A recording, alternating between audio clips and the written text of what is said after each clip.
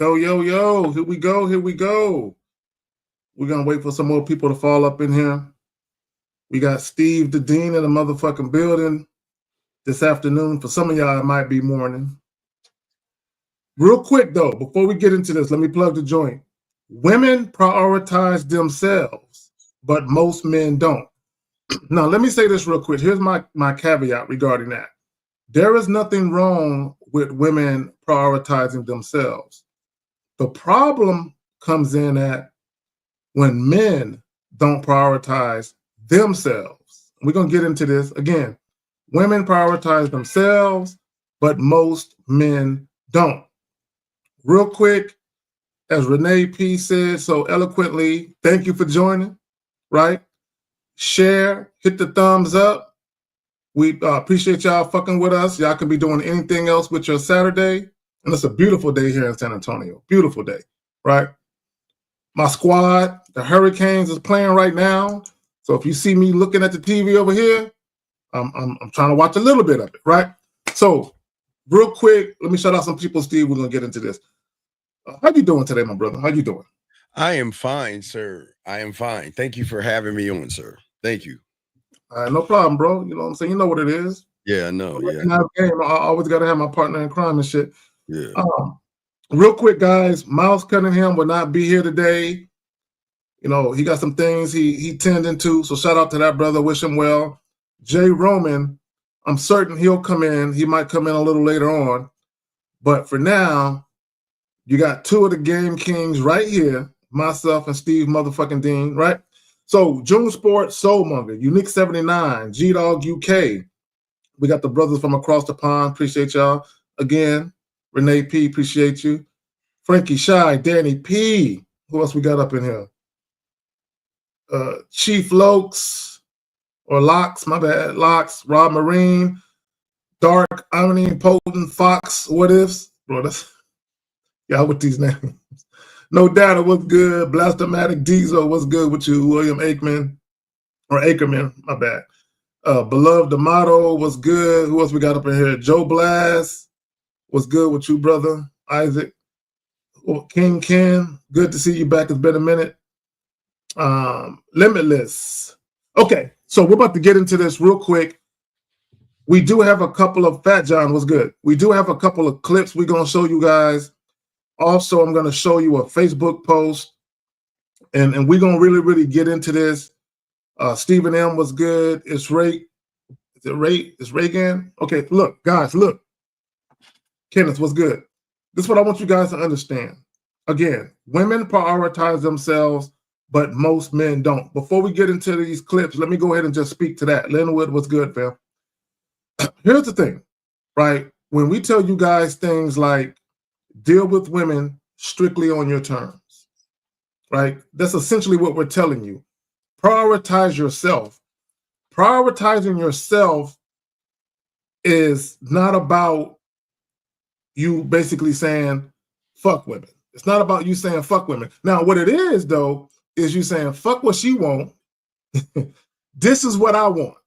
Now, let me say this real quick, and I want guys to understand this. Women always prioritize themselves, whether she's having sex with you right away or she's attempting to make you wait. And you notice I said attempt, because a woman really can't make you wait. If she ain't doing shit on your timeline, you can just leave her alone, right? But whether a woman is having sex with you right away or she's attempting to make you wait, she is still prioritizing herself because she has an agenda to get what she wants, which is fine. Women are allowed to want shit from whatever interaction they have with men, just like we are allowed to want shit from whatever interaction we have with women. The problem with a lot of you guys is you put your needs, wants, and desires on the back burner in lieu of what the woman wants. So if you even think about all this red pill shit, the reason why the red pill ideology even came into existence is because you had a bunch of guys that were dealing with women who were prioritizing themselves, and then the men were prioritizing the women. Now, let me shout out Lucario, because I got to give credit where credit is due, because he actually gave me the idea for this title. He said yesterday in a stream, and I quote, and I might misquote him, but I quote, he said something to the effect of, women always put themselves first and men always put women first, right? If you think about the whole looks maxing thing, the looks money status, the high value man thing, all of that is about them putting the women first. It's about them doing things and acquiring things to get to the woman. So even in those instances, they're not prioritizing themselves. Now, in their own warped way of thinking, because they feel like I'm going to get something out of this, even on the back end, they might believe they are prioritizing themselves, but they're not. Steve, you want to speak to that, fam? No, you kind of nailed it all on the head.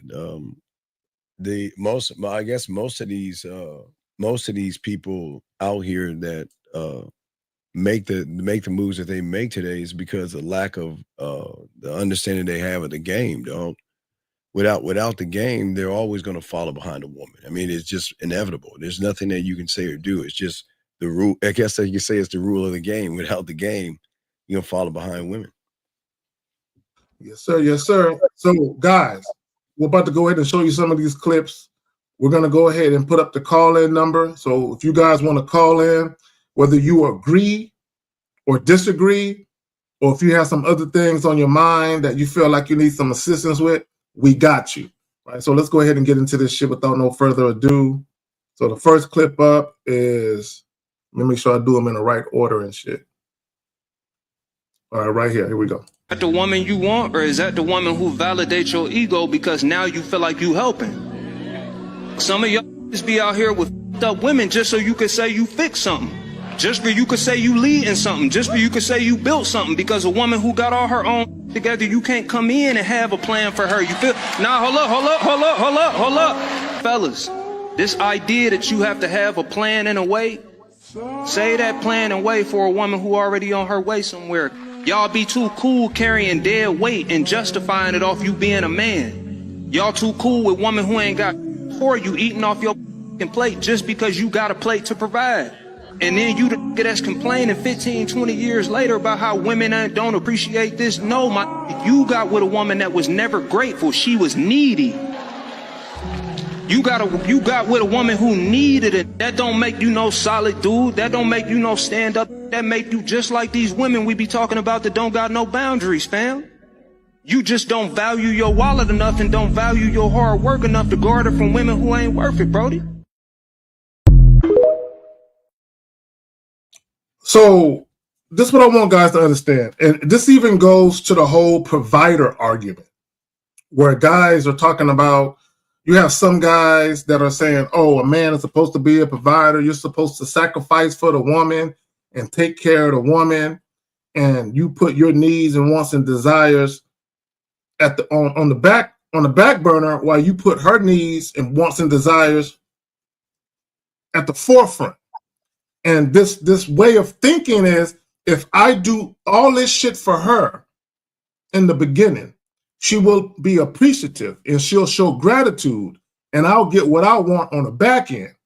And as he's saying, what happens is that shit really don't work like that. And then guys end up complaining years later. They get divorced, or the woman does them dirty, or whatever it is, and they complaining. This is why we tell you guys, make women earn shit. Right? Because here's the thing. If women earn shit and a relationship don't work out, you don't feel like you lost anything, because everything that you gave to the woman, she already earned it. A lot of you guys, y'all be giving shit to women and then you try to make them earn it after the fact. Right? It's like giving kids an allowance, giving them the money and then expecting them to do chores and shit after the fact. Right? A lot of times it ain't going to work out that way, or they're going to half-ass it because they already got the value out of you without showing you value first. Steve, you want to speak to that, Phil? Yeah, I also marked the question. Any question? You let me. I got them marked. Questions. Okay. Right, cool. So I don't like those. I can't stand people who are on a stage with women, pandering to women and pandering. There should not be a woman on that stage at all with those guys, but that's here nor there. And you know, we don't hate women, Zag. You know, we always talk about we don't hate women at all. But she's a nothing and a nobody to me. I'm a somebody. And I'm not going to give anything to a nothing and a nobody. I'm not going to do that. That's being harmful to me and what I've built up. And I mean, hearing what that guy is saying, he's all he's talking about are plans as far as financial things, plans and things outside of himself. Where are the plans of your mentality? Where are the plans of a standard that you uphold for yourself? What are the plans that you have to say that, okay, that I don't care how you look and I don't care what you bring. What are you showing me? You know, your word deference, of course, but I think most people, this is where the young men are going wrong. They listen to all this cockamamie bullshit. I don't know. Can I cuss? I don't know how to restore. Bro, you know damn well it's rated X. Yo, man, it's not whatever stream I'm on, it's rated X all day, man. You know what it is. Hey, I just, you know, respect the house. You know what I mean? So no, but I'm just saying at the end of the day that if you look at young men today, they think there's value in women. And I'm not saying they can't be valuable, but there's no value in somebody that doesn't bring value to you. But if you're not valuable, you can't see that the person in front of you has to bring value. They have to do work. They have to show up. Now, wait, Zach, with all due respect, they don't have to, but you ain't gonna be around me. So the thing about the ones that we're trying to show these guys out here to understand the game is that we're not here to tear women down. And there's no disrespect to women, but if you ain't coming to kiss the ring and show me why, there's the door. Hey, shit. Can't really follow behind that. That's what's up. Guys, what are we talking about today? Women prioritize themselves, but most men don't. Fuck. And as I stated when we first started this, shout out to Tamir. Salute to Zag and Steve. Thanks for the game. Oh, no doubt, brother. No doubt. Thank you, Tamir. So again, there's nothing wrong with women prioritizing themselves. Again, the issue arises when men don't prioritize themselves. Guys, it's okay to put yourself first. Okay, and I've said this many a times. Everybody is selfish. All of us are, right? Whenever we're dealing with someone of the opposite sex, we want what we want. Everybody wants what they want. Here, Steve, here's the trick. This is where game comes in at. When it comes to you dealing with women strictly on your terms and getting what you want, that's where game comes in at. Getting what you want. Now, it doesn't mean that a woman can't get what she wants out of the situation as well. But guess what she got to do, though? She has to follow your lead. She has to assimilate to your program, right? Now, if you are actually a man and you know how to lead and you know how to properly vet women, although you're dealing with women strictly on your terms and you're getting exactly what you want out the deal, the woman can mutually benefit as well. But what she has to do is trust in the leadership. And women, I already know there are a lot of guys out there that don't have that leadership for you, which is why you got to share the ones that do, right? So here we go. Stephen M with the $9.99. Appreciate that. So let's get into this next shit. And we're going to open, right after this next video, we're going to go ahead and put the call-in number up so y'all can start calling in. But let's do this next shit right here. And let's do this next shit. It is incredible how women's intuition works when it comes to trying to catch you cheating.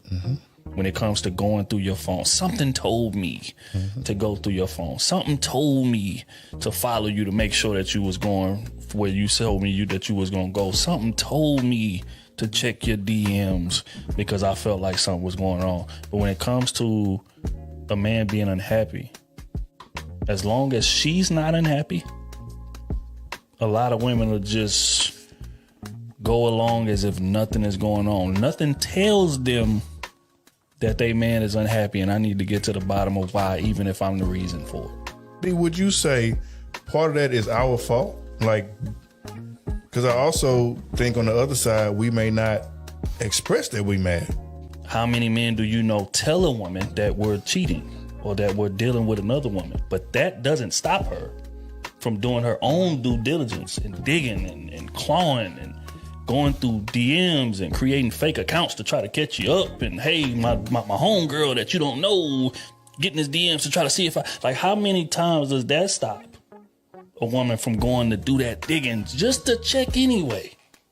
Where is that fervor and that energy and that creative imagination when it comes to getting to the bottom of why your man is not happy in this relationship? Steve, this is why I can't fuck with these YouTube niggas. I can't fuck with it. Guys, first and foremost, him comparing a woman's intuition to a man possibly cheating has nothing to do with you being dissatisfied in your relationship and then you expressing your dissatisfaction to that woman. This is what guys want, Steve. Guys want to sit around with the long, sad face, moping around the house, dragging their feet, and they want their women to come to them, baby, is everything okay? What's going on? Guys, that's not a woman's responsibility. Your happiness is a sole responsibility. This is where the setting of boundaries come in at, right? In the very beginning, again, what are we talking about? We're talking about men prioritizing yourself. If you prioritize yourself, you prioritize your peace, your happiness, your joy, your tranquility, and anything relating to you that impacts or affects you. You prioritize these things. The moment the women in your life are doing and or saying something that's a stark opposite of what you want to go down, to adhere to those things, you don't wait on her to come to you and ask you if it's okay. You tell her, hey, look, let me holler at you right quick. And then you tell her about herself. And she has two choices. She can get right or she can get left. Okay? It's not that difficult. But him, basically, he literally acted like a victim. Gentlemen, there is no such thing as a male victim in the dating game. You're not victims. You are willing participants in your own demise. Steve, you got it. What is all this unhappy stuff? Unhappy person. A person.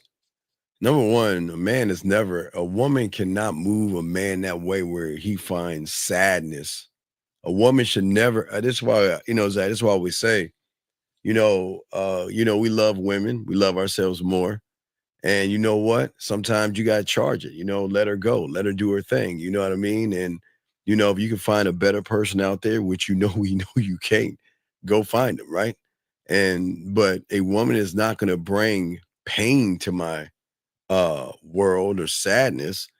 They're going to feel the pain and sadness when they lose us.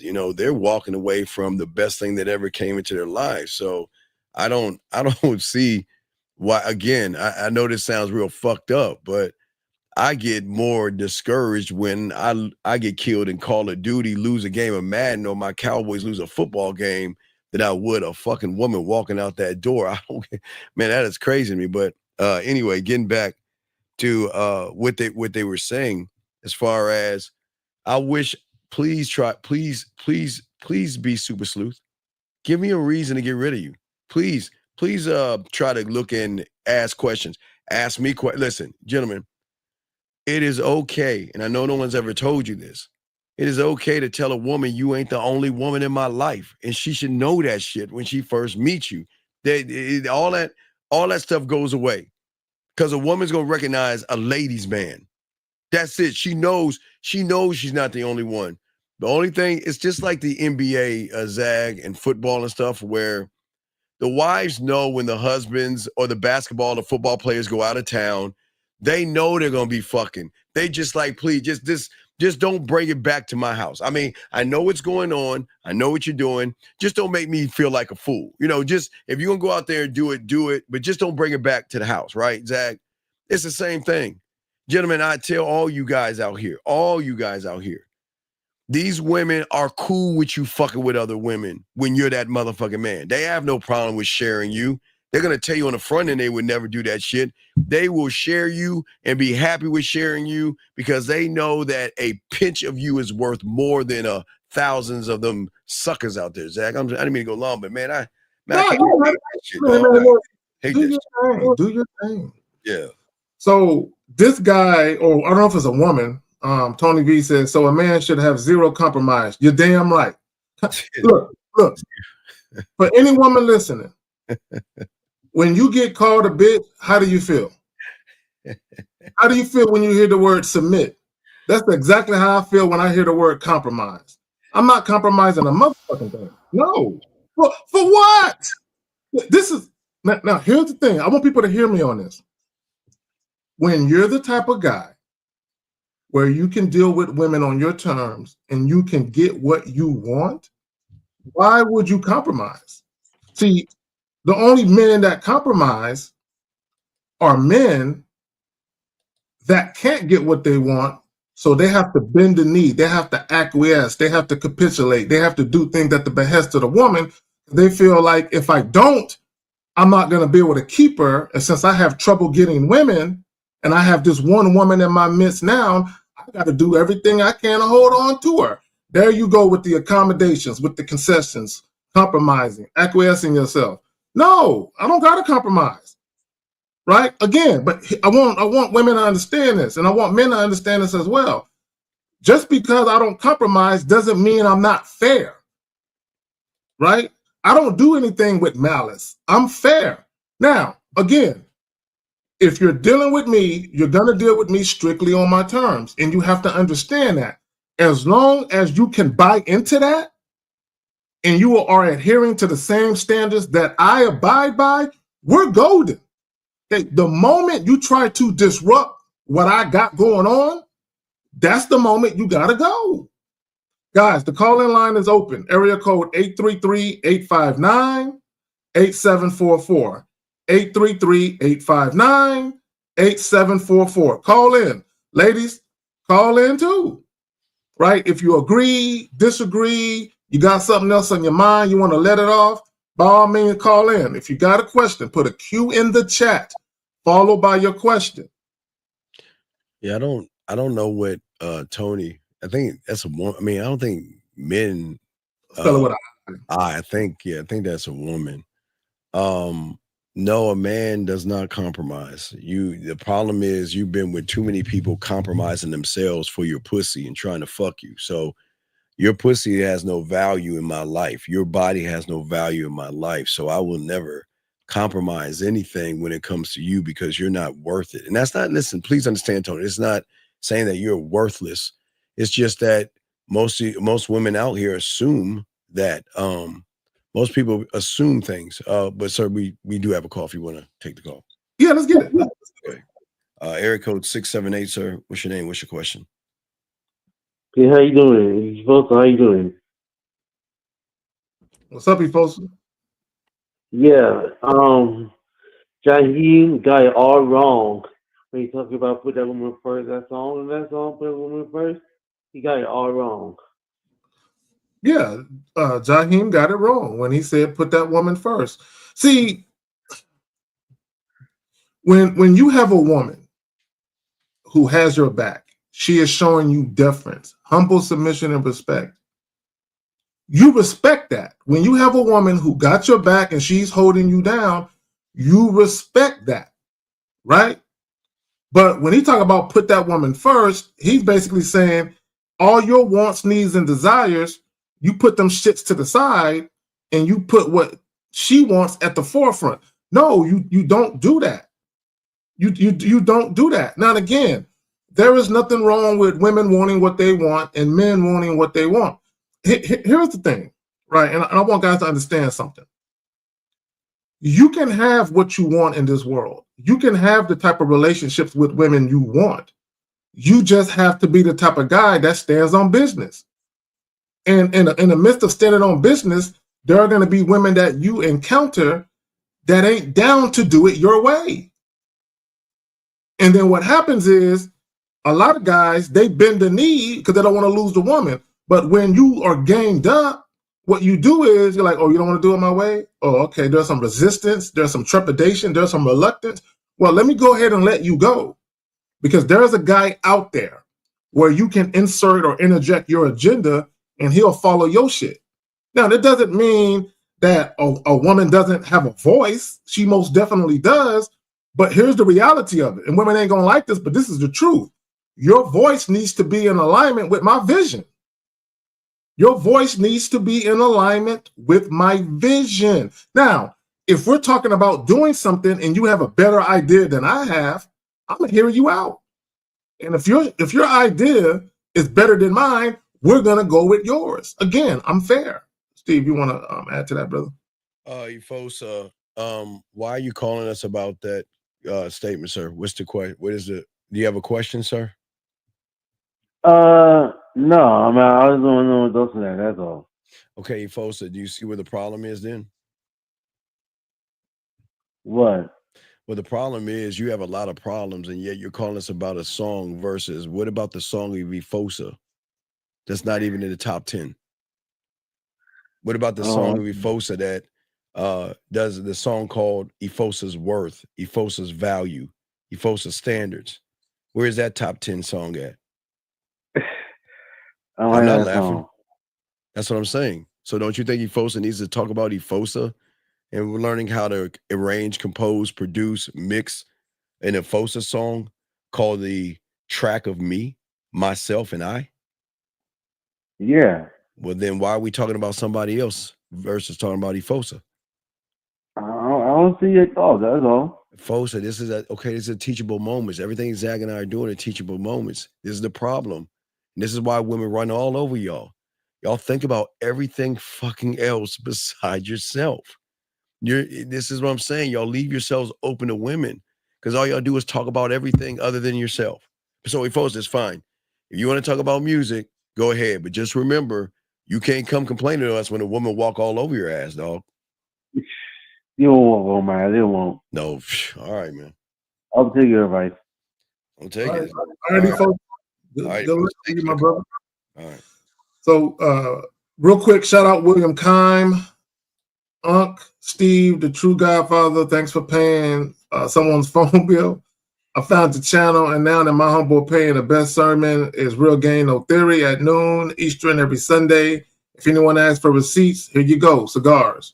No doubt. Appreciate you, William Kime. Thank you, William. And we got another one right here. Stephen M. Question for Steve. What are some of your favorite bars, lounges to hit in the DMV? Sir, okay. All right. So I appreciate, first off, thank you for the super chat. Stephen? Is Stephen? Is it Stephen? It looked like Stephen. It's Stephen. Yeah, because I'm like STEPHE Stephen. But it's Stephen, I guess. So, young man, all right. Again, this is the problem. My places can't be your places because my places show me, it enhances who I am, my places. What we want you to do is find places that suit you the best, places that you can go to that you can come with me. I don't give a fuck because there's going to be motherfuckers there anyway, with or without you.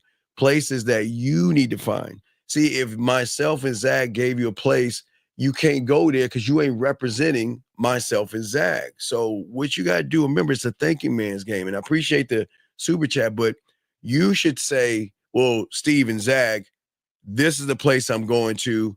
This is the place I'm thinking about going to. And what do you think I should do? It's about you. It's not about us. So what we're trying to do before I throw to Zag is to make sure you young men out here stop trying to pick our minds and start picking your mind and start figuring out where you like to go. You find your coffee place. You find your cocoa place. You find your wine bar, your jazz club, your tea place and coffee place and ice cream place. You find what sits right for you and you go there because they're your spots. Don't just take women places, take them along with you. Zag, you got it, brother. Well, even to your point regarding that, right? That's prioritizing yourself. Look, guys, and I think this is what the majority of men in the world today, specifically in the Western Hemisphere, a lot of you guys, when y'all take women out, your date idea is about something that you think she would like. This is the main reason why guys take women out to eat on the first date. And I'm not saying you can't take a woman out to eat, but I think on a first date, I think it's a bad idea for a number of reasons. And it's not about the money, right? A lot of guys associate with not taking women out to eat with money. It's not about the money, right? It's about you setting boundaries and understanding that when you're dealing with women and you're dating a woman, anything you do with that woman, there should be an evolution in the process of what you do. The date choices, the trips you take, right? All that shit, like an example would be if you have a girlfriend that you've been with for 3 or 5 years, and you guys do trips together. You don't take a woman you known for 2 months on the same trips that you would a girlfriend of 3 or 5 years, right? You don't do that shit, right? The same type of dates you would do with a woman you've been in a relationship with, you don't do with a woman you met a week ago. There has to be an evolution of what you introduce along the way.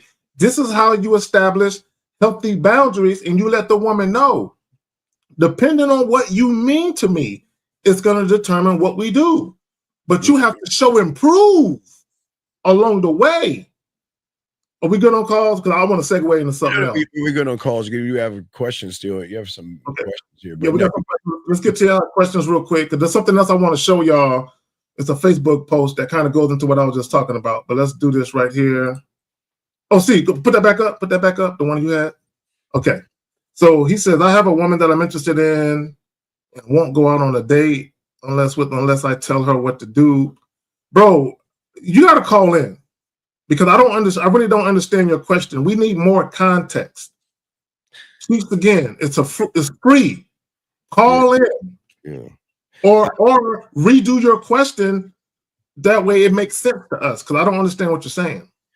You know, Zach, is something we talked about, and it's something that you need to call in, Chiefs, I guess, like Zach is saying. But you guys are listening to us and trying to we're telling you, stop regurgitating things that you don't understand. Y'all guys always talk about all this stuff. I want to tell her what I want to do, but you can't even tell yourself what you want to do. You can't even tell yourself to get rid of fear and anxieties and stuff, but yet you want to tell a woman what to do. That shit ain't gonna work that way, dog. So come on, man. Stop trying to say and talk like you in the game when you're not. That doesn't make any sense. Real quick, shout out to Kelly Moore with the $2. Gang Kings, Zag, and Steve in the building. Yeah, no doubt. Real quick, shout out to Unique. He's on the member, my channel membership. Shout out to him. So he says, too many guys on panels with women try to romanticize their opinions instead of keeping their conversations logical, which is why they argue with women and kick them off the panels as a victory. Well, someone said it in the chat earlier. Unique, I think it may have been you. Steve has said this. Shout out to Miles. I know Miles has talked about this passionately. A lot of these co-ed panels, in my opinion, are really useless. Yeah. A lot of them are really useless. And the real reason why they're useless is because they never truly get to the brass tacks of what really needs to be discussed. And the reason why that is, in my opinion, because a lot of these guys, they're trying to kowtow their message as not to offend the women in the audience. Yes. To not offend the women on a panel. And whenever you're having discussions about relationships, marriage, sex, and anything relating to those type of dynamics, you got to keep it a buck, no matter who gets offended, no matter who gets in their feelings and get upset. And if they got a problem with what you're saying, they can ask for some clarification, because you never explain yourself. Guys, when you stand on something, you never explain why you believe in what you believe in. Now, if someone is confused by something, then you can provide clarity to the confused, but you never explain yourself. But I think a lot of these co-ed panels, part of it is you got dudes bitching and whining and complaining about what the woman is doing or not doing, as if they don't have the influence to let that woman know, hey, I'm gonna need you to do X, Y, Z. If that's an issue for you, that's cool. You ain't gotta do it, but you ain't gonna be here either. The problem with a lot of guys is they get the woman, they want the woman isn't doing what's required of them. So instead of letting the woman know what it is and checking her behavior, they rather complain about her behavior. There is a distinct difference between complaining to your woman about what you feel and actually checking her behavior to let her know, hey, that shit ain't gonna be tolerated over here. How you're talking to me, you're raising your voice, you're cursing, whatever it is, the way that you're conducting yourself within this relationship, you're very dismissive of my boundaries. Okay, you gotta check that. Okay, there is no discussion where you have this whiny, why are you doing that? Why are you always acting like that? You don't talk to a woman like that. You need to be way more assertive. And dare I do say, even aggressive when it comes to getting your point across. And guys, let me say this real quick. It's not about you saying shit with the hopes that the woman is going to listen or that she's going to stay.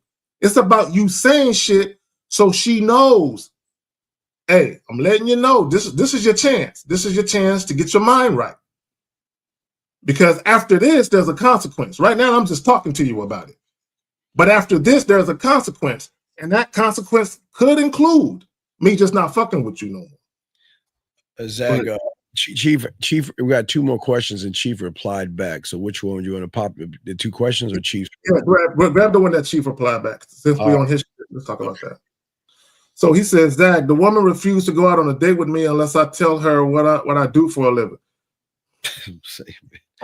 See, okay. So can I say something, Zach? Yeah, you got it, bro. Okay, so Chiefs, this is what we're saying. You're listening to what I've been saying, and I think Zach said it too, that I don't ever discuss my finances with a woman. And what you're doing is you're cherry picking and you're grabbing little crumbs and you're trying to say shit to women that you ain't even willing to stand on and lose the bitch over for. Let me tell you something. If a woman asks me, which they haven't, and again, I promise you, since I've been fucking since I was 13, I've never had a woman ask me what I do for a living. They're more interested in what they could do to get my time and attention. I've never had a woman ask what I do for a living, but we're not the same people. But regardless, is that you're not willing to stand on anything. If the motherfucking woman says she's not going to go on a date with you because you won't tell her what she's saying, see, you don't even have the balls to say goodbye. See, y'all guys want to do 50%. Y'all want to act like you all gamed up, but you're not willing to tell that motherfucking woman, all right, peace. See you later. You got to stand on it. See, you're doing 50% of this stuff. And this is what happens when you don't learn the game. I would tell anybody, if anybody asks you, that is not my job, is my finances. It is none of your business. And I am not, what I do for a living has nothing to do with compatibility. Number one, if you want to give her some instructions. But number two, the bottom line is this. If it means that I'm not going to see you because I'm not going to tell you what's on my job or what I do for a living, bye. Right there. Chiefs again. I hope you're looking at this. And I quote, the more information a woman requires, the less attracted she is to you. Period. Now, I've said this, when we do the Pineapple Reaction Show every Wednesday, 7 p.m. Central Time, and the Sex Talk, I'm talking too fast. Sex Talk Show every Tuesday, 7 p.m. Central Standard Time, myself and Steve the Dean, and 50 on Wednesdays, right? I say this all the time, right? There are going to be instances where women are just genuinely curious about certain things. But Steve, I never had a woman ask me what I do for a living either. Never had right? that shit. So there are going to be times when women are just curious. It's a genuine curiosity. There is no bullshit intended. But there are other times when women will ask you probing questions about certain things, and it's almost as if they're demanding the answer for it. And the reason why that is because she is not sexually attracted to you. So she's looking for a reason to deal with you. She is seeing if you have anything redeeming about you, because she don't want your dick. Guys, when women don't want your dick, but yet they're dealing with you, they're always going to be very inquisitive because they want to know, because they already know they don't want your dick. So what they're trying to figure out is there something else I can utilize you for? So they're going to ask questions to feed that curiosity so they can know whether or not, all right, let me just leave him alone because I don't want his dick. And now that I know he's broke, he can't do nothing for me financially, it makes no sense to fuck with him at all. So the mere fact, though, here's the problem that I have, though. Why would you be in a predicament where you're offering a date, a woman is inquiring about what you do for a living, and you're saying she refuses to go out with you unless you tell her? Why have you not kicked her to the curb yet? Why is she even in your motherfucking stratosphere? Why is she even in your motherfucking thoughts? Okay, you woke up with that motherfucking woman on your mind. Come on, man. Guys, if I'm dealing with a woman and I let her know I'm interested in doing X, Y, Z, anything other than a gleeful, joyful yes is a no. Anything other than a joyful, gleeful yes, I would love to. I'm excited to see you. I can't wait to see you. Of course I want to. Anything other than anything along those lines, I ain't fucking with her. If a woman is saying, I mean, yeah, we could do that, but I got to ask you some questions first. I'm not even going to let her get one question out before I tell her, you know what? Don't even worry about it. Look, you have yourself a good day. Good luck to you, though. That's it. I'm not at a job interview. I'm not asking a bunch of fucking questions. And again, what are we talking about? Women prioritize themselves. When a woman is sexually attracted to you and she's mainly motivated to deal with you based on that attraction, what you do for a living is inconsequential. It don't matter. Yeah. It only really matters when women are really headstrong about wanting to know that information. It truly only matters to women who don't really view you sexually. So even in that situation, they're still prioritizing themselves and they're saying, what else can I get out of this situation? Because I don't view him sexually. He don't do it for me like that. But if he's generous with his resources, you know what? I might fuck with him a little bit. Still won't fuck him though, but I'll fuck with him. We good on call, Steve? Yeah, we have 3 more questions. So calls are. Yeah, let me snatch some of them up. I got them in order. I got it. It's the next one up. Yeah, there you go. I got them in order. I got them. Okay, cool. I appreciate you. So Stephan says, do y'all all have experience coaching divorces with or without kids? Have you found that they were able to revolutionize their lives through learning game? Yeah, I talk, bro. Look, let me tell y'all something. There is no advice I can't give a man relating to relationship dynamics, marriage, divorce, dealing with the kids, sex, all of that. Now, there might be some other advice, like how to fucking, rebuild an engine. I can't give you that type of advice, even though I did have my father do that, but I still can't give it. I'm not that good at it. But when it comes to dating dynamics, bro, I'm straight. There is nothing I can't cover regarding that, right? So here's the thing, right? And this is what guys got to realize. Every relationship you enter into has an expiration date, even if it's a casual sex relationship, okay? Or even if you never had sex, if you're kind of just seeing a woman, right? And you never have sex, that has an expiration date.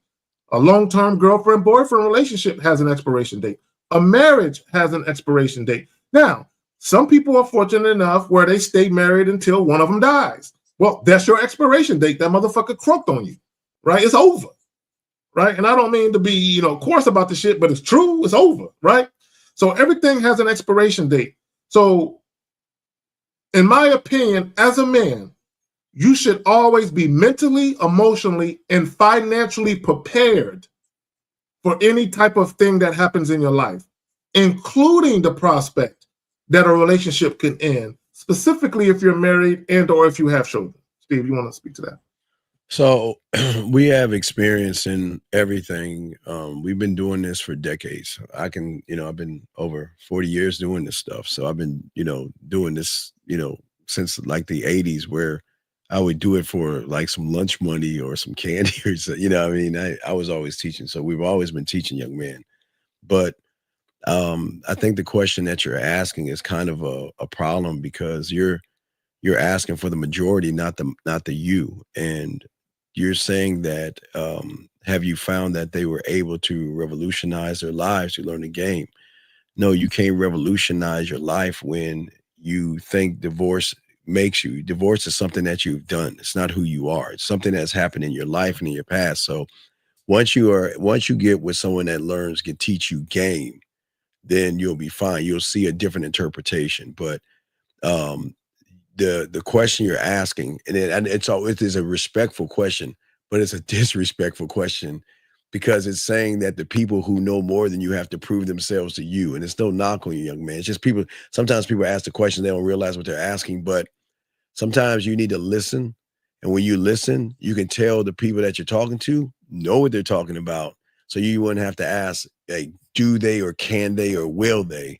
The question is when am I going to care enough about myself to learn from one of them? But I appreciate the question, though. It was a great question. But even in questions, there's always a learning and teachability like Zach and I were giving you. But it's a great question.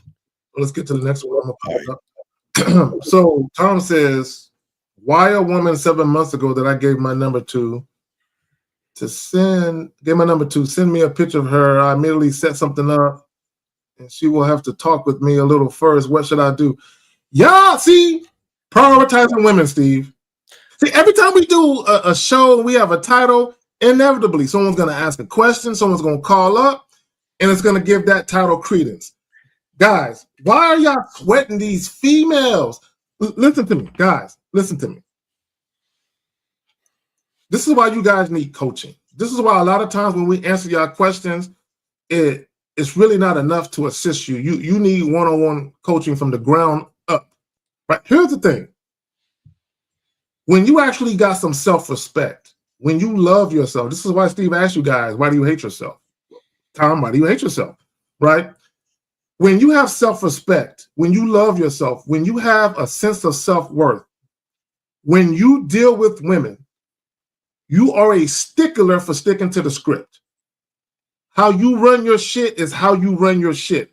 You don't deviate from it. Once you are gamed up, you'll never ask why again. When it comes to anything that a woman does and or says, you'll never ask why is she doing this? Why? Once you're gamed up, you're going to know it doesn't matter why she is doing the things she's doing or why she's saying what she's saying. If she's not doing what I need her to do to the T, I ain't fucking with her. Yeah, well, Zach, again, another person cherry picking something I always do without understanding the why behind it. Zach, I always tell my guys, because I always ask, my clients and stuff, I always tell them, ask for a picture. Let me see you. But what he's doing is he's cherry picking what I'm saying without understanding the reason behind what I'm saying. Thus is why he's fucking up, because he's saying, send me a picture, but he didn't tell her why I want you to send the picture.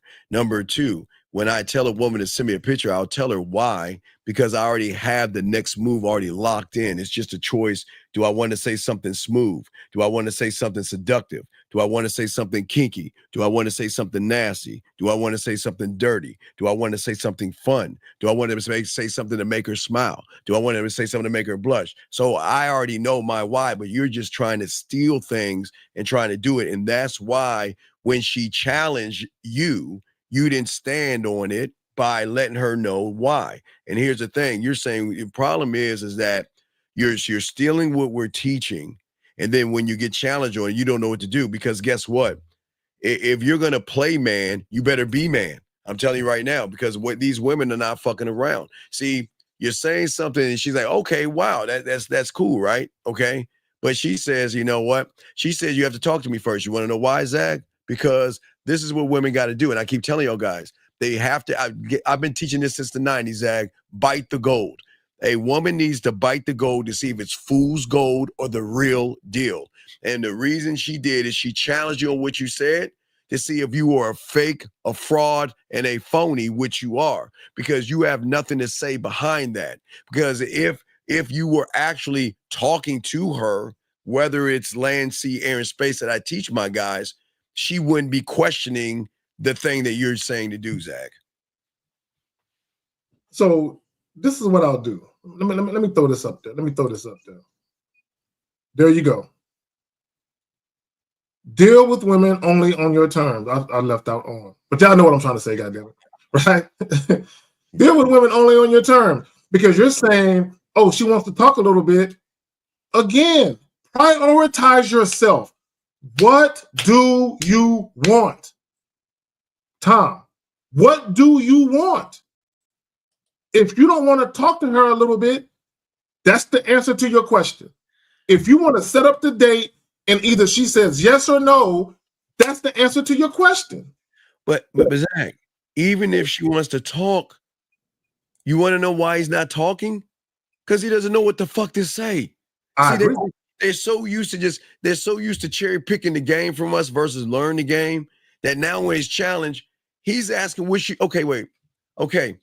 If a woman wants to talk to you, then why won't you talk to her? If she wants to talk to you, because she's trying to see what you actually are. Because it sounds like all you've been doing is texting her, but you haven't been talking to her. So what you're worried about is that he's going to be talking at her. So, I mean, and then Richard, I don't know why Richard keeps posting the same thing 3 or 4 times, Richard. We'll get to you, buddy, but. So let me say this. This is what guys got to understand. And this is how I know a lot of you guys, unfortunately, you're not used to dealing with women who are sexually attracted to you. You're not used to dealing with women who really, really want to see you.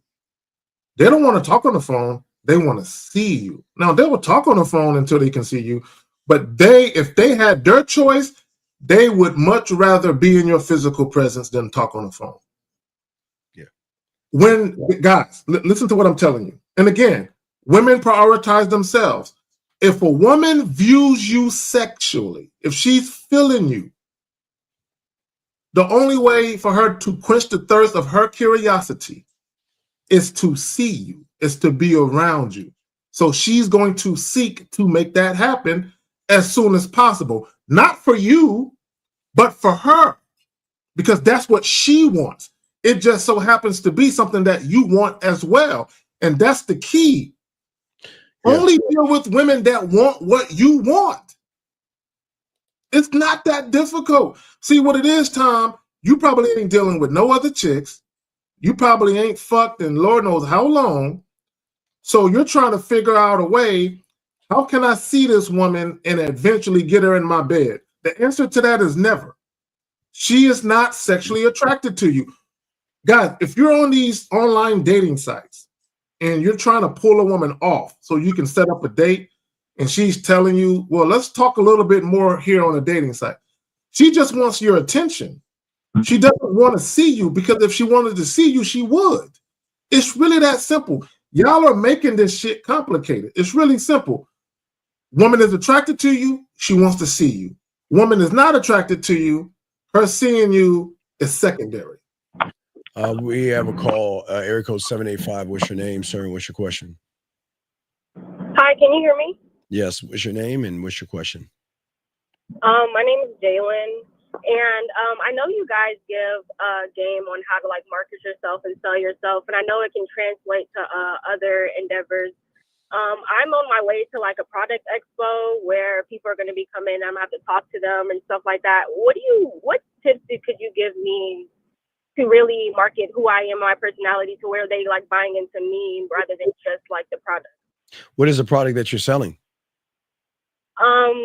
Like protein powder, things of that nature, just workout stuff, pre-workout. Well, I always love selling myself. So I would, don't push the product, push the personality. So when the person is coming up to you, look him in his eyes. He's not going to be able to look you in your eyes and talk to him. You know, just a regular conversation with him and allow him to start to feel comfortable enough around you to start like, after I get done talking to you, oh, wow. Okay. So what are you selling? You see what I'm saying? Because at that point, they feel like they know you or they're connected to you. But Zach, what say you, my brother? No, also, do you use the product that you're selling? Yes, I've just started getting into the business maybe like 3 weeks ago, so I've only been using it for a short amount of time, and I haven't used every last product, but there are specifics that I have used that I do like. Okay. So this is what I would tell you. It's kind of like when we give advice on dating and manhood, you can only really give proper advice if you're speaking from a position of experience, knowledge, and wisdom. Meaning you have to have lived what you're talking about, right? So as Steve said, it's not necessarily about selling a product. You sell your personality. Because when people are real personable, that makes you more apt to do business with them. But also you want to sell the benefits of the product while using your personality to do so. Right? You have your own brand of charm and personality and all of that. So you want to kind of mesh that with your personal experiences using the product yourself. You can be like, this one is good because of this reason. This is one of my favorites because of this reason. So at least now they're saying, okay, she's used this. Because what's going to happen is if they start to inquire about the benefits of it, but you can't speak to it, they're going to be less inclined to purchase it. Yeah. Can I ask you another question? Yes. Well, not a question. Okay. So a thing I just wrote down in my head. So if you're talking to them, what you want to do is ask, okay, what does the protein product do? What does it do? Well, I haven't used necessarily the protein. I did use the have a sports drink, and I put it in my water, and it helps hydrate. It gives you the proper electrolytes. It helps hydrate you. It has only 5 grams of sugar in it. Okay, all right, wait, no, don't sell it. No. You see, this is where you go wrong. So you're kind of selling it. I'm asking, what does it do for you? See, okay. So, what you got to do is you got to turn off your salesmanship and turn more of you. Okay, because the person is not going to buy into the product, like Zach's saying, he wants to buy into you. So what I'm asking you is, what is it doing for you? Because you started telling me, but then you started selling it. You said versus telling me. Like, what is okay? Let's say I'm drinking Steve's protein shake, right? Okay. What does it do for me? Well, it does a million things for me. I mean, there are times in my life where I'm really tired and I'm, and I need to stay up and things like that. I take the shake, it keeps me up longer. When I want to exercise, it gives me more drive to push for that extra mile. You see what I'm saying? Versus, well, it's got additives and preservatives and it's got that nighttime sniffling, sneezing, coughing, aching stuff. You know what I'm saying? You don't want to sound like you're trying to sell the person. You want to connect with the person, like Zach said, through your experience of you using a product, through what's going on with you. And that is the connection. Because everybody's always trying to push up, buy this product. It has this, and this, right? And then like, we hear this all the fucking time. Excuse my language, man. We hear this all the time. But we don't hear when I take the product, what it's done for me. And then maybe through that, they can have more of a connection with you by saying, what experience, okay, you've tried protein shakes before. What are your experiences of protein shakes? And they can probably tell you, well, some of them do this and some of them do that. And the ones that don't do, if yours do the things that they don't do, then you can share information versus trying to sell the information. Does that make any sense? Yes, that does make some sense. Yeah. Okay. So, I know your mind is like you want to push the numbers. Push the push. I see what push the you. Don't push the numbers because people hear numbers all the time. I'm sorry, Zach. You got it. No, real quick. No, there's a saying in sports that you don't worry about the outcome. You concern yourself with the work to get the desired outcome. Yeah. So as Steve alluded to just now, don't worry about making the sale. Don't worry about making money, right? Because you have to have confidence in yourself that you can sell it. Right, you have to have confidence that you're going to be able to make that connection and that it's going to sell. So what you want to do, the products you actually use, those are the ones you want to talk about. You don't want to talk about the other ones, right? You want to talk about the ones you actually use. And then once you start getting sales, then you can say, by the way, I also have this protein shake, or I have this. this would be great for XYZ. So now you're selling the other shit you haven't used on the strength or on the back of selling the things you've actually used, and you can speak to the benefits of it because you used it. All right. So let's say Okay, Zach. so let's say, sorry, go ahead. No, let's say Zach and I are walking around close to your booth. Yeah. Talk. Let's do a role play. Let's hear what you got. Zach and I are walking. Now we talking about smashing women, but we're walking by your booth. How are you gonna grab? How are you gonna grab our attention? And what are you gonna say to us?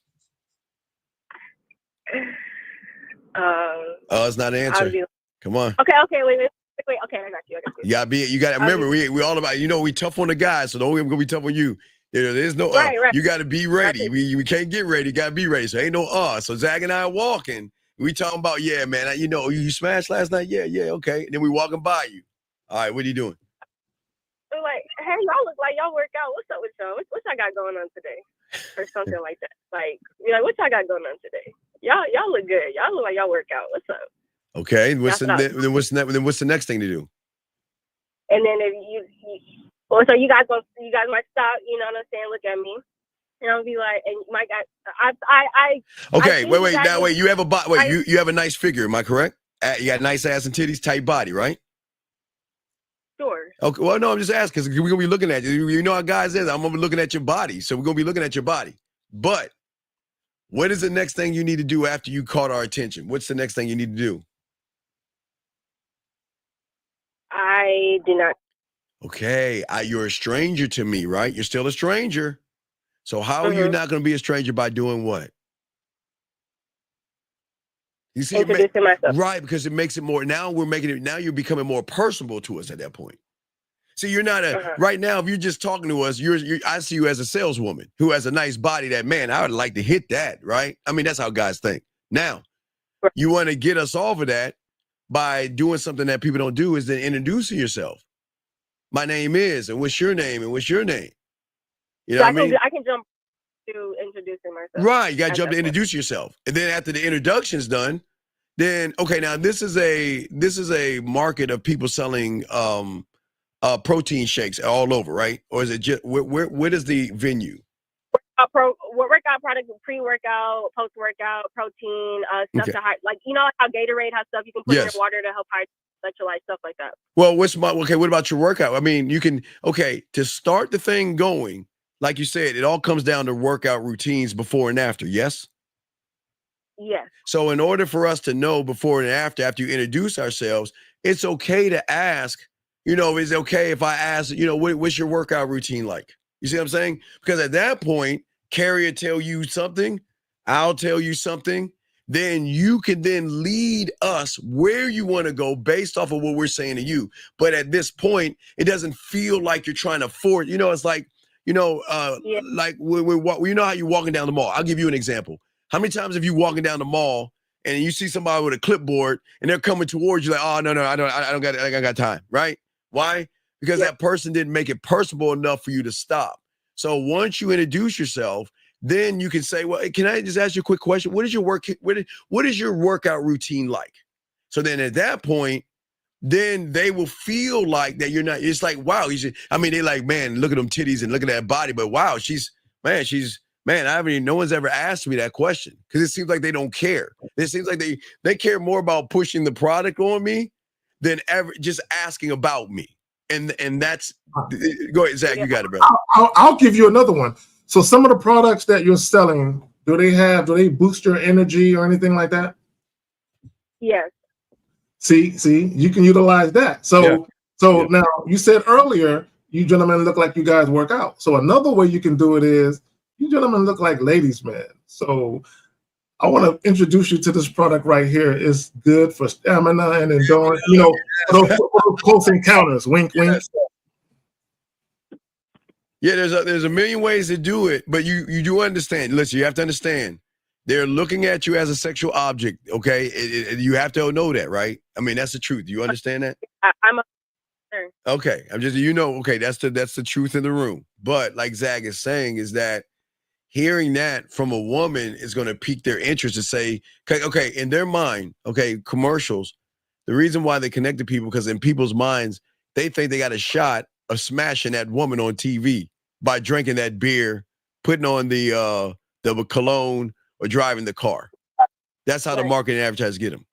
So if these guys, after you introduce yourself, get their name, and then have that conversation with them, they're going to assume that you're interested in them, but it's not a sexual thing. It's just marketing 101 of what advertisers and marketers do to these gullible fools. You know what I mean? Right. But it's just it's you having, like, again, you want to have, again, you don't have to push it like sex, like not pushing sexual things. We're just saying have a conversation to see where they're at. And then from the conversation, gauge where you need to lead them towards the actual product and what it does. Yeah, it's kind of like you're looking at their demeanor and their energy that they're coming with, and you're using that to make a sale. Yes. Okay, like Steve's point, right? If you are a good-looking young lady, men are going to be eyeballing you. It's inevitable. Right? They're going to be eyeballing you. So you can be like, I see these creeps are eyeballing me. I'm not interested in that way, but I'm going to use the fact that they're looking at me in that way. I'm going to use that to convert them into clients. Or customers. Yeah. Are y'all going to the club tonight? I have huh? No, I'm saying, are y'all going to the club tonight? I mean, you're going to need some energy. You need some stamina. I mean, if you don't get out there and dance with women, meet women, all this other stuff, you're going to need some kind of something to have a boost of some kind of energy to get out there. You see what I'm saying? So you don't have to just push it to the gym. It doesn't have to be sex. If you don't feel comfortable talking about, the sexual stamina, you don't feel comfortable with that, you can say, well, it's Saturday night. I mean, it's Saturday. The clubs are jumping. You know what I mean? I do play basketball, and there are guys, at the basketball court, and I do play basketball pretty often, so I can even do it in that situation. But I do also have another question. Sure. So I'm in like a business community. So there's other people I'm working with on my team, and I'm new in the team. And I mean, I like women, and I normally attract women.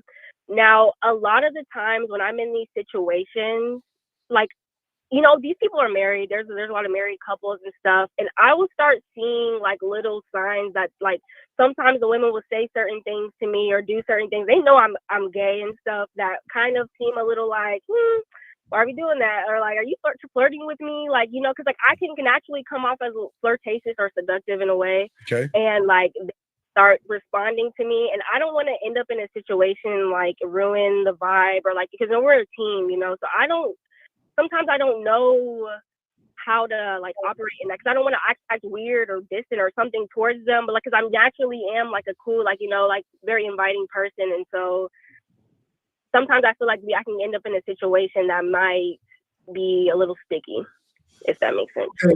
Let me say this. So shout out to His Holiness. Yes, I was gonna jump all on that, but I'm gonna keep it cool. So what you just said right there is you have a penchant for being a little flirtatious and seductive, because it's probably part of your own unique charm that you're that way. Yes. So you want to use that to make yourselves, right? And of course, if anyone try to come at you, then you know that you can still shut it down. You're just using your own unique brand of charm to basically convert these dudes into clients. No. She on some other shit that you weren't paying attention. I don't know. I know what she on. I'm reverting it back to the self. But no. So you talking about the women are married? Yeah, she's talking about the job. She's talking about the women that's trying to get some of that pussy. You talking about at the job? Yeah, the job, the client, or people that she's working with. Yeah. We're like a business team, so there's multiple people on my team, and there are some people who are married, some women are married, and I'm saying, like, from my personality being naturally like, Gotcha. No, I know what she was on, but I was just going back to because she said I have a way I come off very flirtatious and seductive, and I was just taking that back to her original question. But I knew what she was asking. But in those situations, no, all you got to do is just let them know, hey, look, I'm flattered, but let's keep it business. But it'd be that type of flirtatious that's like, maybe I catch like a wink here and there, or maybe I catch like, maybe she might like slightly like do slight things where it's not enough to call her out on. But it's like I can see certain signs of like. Hey, real quick, so this is my thing, right? because women do it with men all the time, you know. So are you just flat out gay or are you bisexual? Flat out gay. Okay, cool. All right. So women who are bisexual or heterosexual, they do it with men all the time where they might have a penchant for being flirtatious and even a little seductive in how they move. And when guys come at them and they're not interested, they'll just flat out ignore it. Unless the guy is a little too forward with his actions and or what he's saying, most women will just ignore it, right? In the hopes that it'll go away. So that's what you can do. You can just ignore it. But if they keep coming for you and they keep coming at you, then that's when you can be like, hey, look, I'm flattered, but I'm not interested in you in that fashion. Yeah. Just like Zach said, keep it business, keep it professional. They're gonna hit on you, probably because you sound like to them a very attractive woman where they want that pussy. You know what I mean? So the thing is that, you know what? Look at that as a compliment, but you keep it business.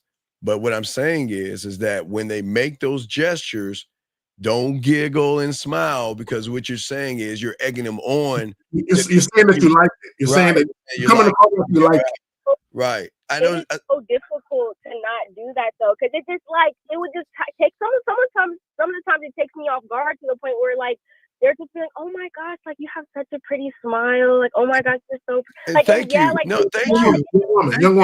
Young woman. It should not take you off guard because you should already know I'm the shit. Yeah. No matter where I go, there are going to be people that want to get at me. No matter, I could be at a funeral, a bar mitzvah, quinceañera, it don't matter where I'm at. I'm bound to run into at least one person that want to get at me, right? So you should already have that mindset that at any given moment, people can get at you. So you just got to be prepared to appreciate the compliment. I'm flattered, but no, I'm not. I hate compliments. That's one thing I hate. But we get compliments as men. We get compliments from women. They do it all the time. And you know what? Okay, because again, just like how women are talking to you, women talk to us the same way. So we kind of like, we have an understanding. Women are going to tell us we got a cute smile. They like our skin tone or dimples. They like how our eyes look or how we smell. So I hate those things, but all you can do is say, you know, thank you. That's it. Thank you. And you know, I don't want to talk about me, but that's what I'm saying. I know how you feel. They're recognizing something on you.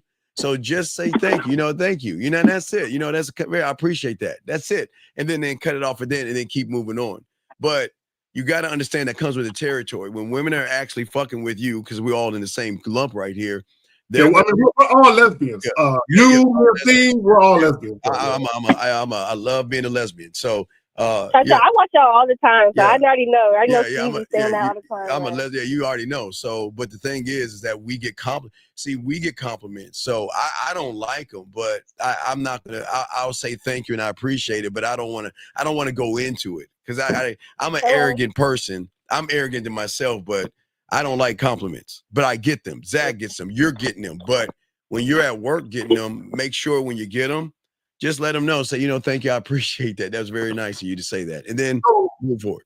Real quick, do you have a website? Do you sell your products online or just in person? I sell my online. What's your website? Or do link in the chat or something. Oh, yeah, I just pulled up and I do have to go, so I can just put the link in the chat. do that. Robinson. It's what? Yeah. Okay, I think it's gonna be Smokey Robinson, and I'll put it in the chat. I put it in the chat, but let me know later on tonight how things went because I'm gonna have a show later on tonight. I want you to call in and let me know how things went on your stuff. Okay. Hey. Okay, 100%. I'll call back. All right. Lesbians out. Okay, thank you guys so much. All right, thank you. Yeah. All right. So we have some more questions. Real quick, I got a flirt with Renee P. You have no idea what these lips can do, girl. That you see that and that way. Now hold on, that's the game. Wait, time out. Everybody, everybody. Y'all see what I'm saying when it comes to game? See, even when women compliment you, if you have game, you can do exactly what K-Zag can do it, or you can just like, okay, cool. That's what I'm saying. She says she loves your lips, but the lead is you don't know what my lips can do. And I promise you, if she was in the vicinity where she could see what those lips could do, everything would already been set up so she can see what them lips can do. So it don't matter what set of lips these lips touch, you'll be on cloud 9, baby. Yeah. All right, so let's move on. We got some questions. Still got questions. All right. We have Richard made a statement. I think Richard's statement I think Richard here. Cool. I'm just doing them in the numerical. You know what? Yeah, that's cool. That's cool. You can grab them, Steve. Richard says, my standards are intimacy should come quick and effortlessly. And if she plays hard to get, she's trying to play me for a fool. Oh my God. I wouldn't automatically say that a woman's playing hard to get is playing you for a fool. This is what I mean by that. You have to understand context. There are going to be some women who play hard to get because they like to them it's like foreplay, right? It's not that they don't want to have sex. Now you're going to have some women who flat out don't want to fuck with you, so they might play quote unquote hard to get, but there's going to be other times where she's being playful. You have to be able to discern, is she being playful or is she really uninterested? But go ahead, Steve. First off, hold on, time out. All right, let me tell you a bitch ass something first off. Are you calling in, you weak bitch? Are you asking questions, dumb fuck? No, you're not, because at least a woman's calling to ask questions because she's got the balls to do the thing that your punk ass doesn't know what to do. Fuck you. Where you know what? Why are you so mad that a woman's calling in and we're helping her out with a fucking job, you dumb bitch? She asked about a job. She asked for help about a fucking job. But yet, because you ain't getting pussy and you want to come on here with some bitch ass shit, fuck you. You ain't even calling in, bitch. Man, Zach, I'm gonna get back to the thing, but I can't stand. No, you're right. And let me speak on it too, guys. Guys, fuck. Although we are primarily a man's channel, right? God damn. We welcome everybody, all races, all cultural, ethnic backgrounds, all religions, and we for goddamn sure welcome women, regardless of their sexual orientation. Now, I will say this. If there was a guy calling in, talking about that, we would hang up. You'd hang up. We would hang up. But she's a woman. It's a little bit different. You know what I'm saying? So we're not going to entertain guys, on that type of time. And more power to them. People can do what they want to do in the privacy of their own homes and bedrooms. But with women, no. My thing is, she calling in. She's asking a great question. Yeah. And we answered the shit. But the question is, Zach, why is you haven't called in? Why the fuck haven't you called in? You got a bunch of problems looking at your thumbnail. You know you all fucked up. But yet you're not calling in, but yet you want to judge people who are calling in? That's why you're all fucked up. But anyway, let's get to Richard. I'm sorry. Let me get to Richard here. So, Richard, please stop acting like you know how to fuck when you know nothing about the sexual confidence of the game. Gentlemen, this is why a lot of guys aren't getting pussy and are not getting women, because this motherfucker doesn't even know what he's talking about right here. He's saying my standards are intimacy and should come quick and effortlessly. Who the fuck are you to make that demand of a woman? Who are you to set a bar to say that every woman that comes your way has to fucking be quick on stuff? See, this is how we know you ain't fucking and how I know you're full of shit, Zag. Because if you knew this, you would know, because of people like you and that fucking fake fraud game king guy, whoever, with them goofy ass glasses. You guys create the walls in which we show them they're allowed to take down in due time, dog. Life is not porn, you lying motherfuckers. Women don't do that. And women don't play hard to get. It's called, I don't trust you enough to share myself with you. I don't trust you enough to make an emotional connection with you. And I don't trust you enough to give my body to you. Women don't play hard to get. It is a thing of trust, motherfucker. It's not a thing of hard to get. And that's what I'm saying, Zach. That's why guys that make those statements who can't fuck to people who can fuck hate when they say that shit, because they're full of shit, Zach. So let's move on. Yeah, guys, my thing is, again, I tell you guys all the time, yes, you want to be dealing with women who are sexually attracted to you, but at the same time, you have to be able to discern the women who are from the women who aren't. It's really that simple. All right, so he says, Zag and how do you get women off your mind? What do you mean off your? What are you talking about an ex? An ex? What do you? I got the What are you answer. talking about? I got the answer. Go ahead, bro. You want to know how to get a woman off your mind? By putting her on your mind. See, the problem is the reason why most of y'all guys are bad in bed is because she's always on your mind. She's always the one you're running behind. Once you learn the game and you know how to fuck, and I'm not talking about just poking at something, when you know how to be that motherfucking man, you're going to be on their mind. And you won't have to worry about being on her mind. So it just shows the lack of game you have. That's all I want to say on that. You got it, Zach. Well, let me finish it up with this. We'll move on to the next one. If a woman isn't dealing with you on your terms, why she's even in your thoughts? She shouldn't even be in your thoughts if a woman is not dealing with you on your terms. If things aren't happening the way you require them to happen, she should be an afterthought.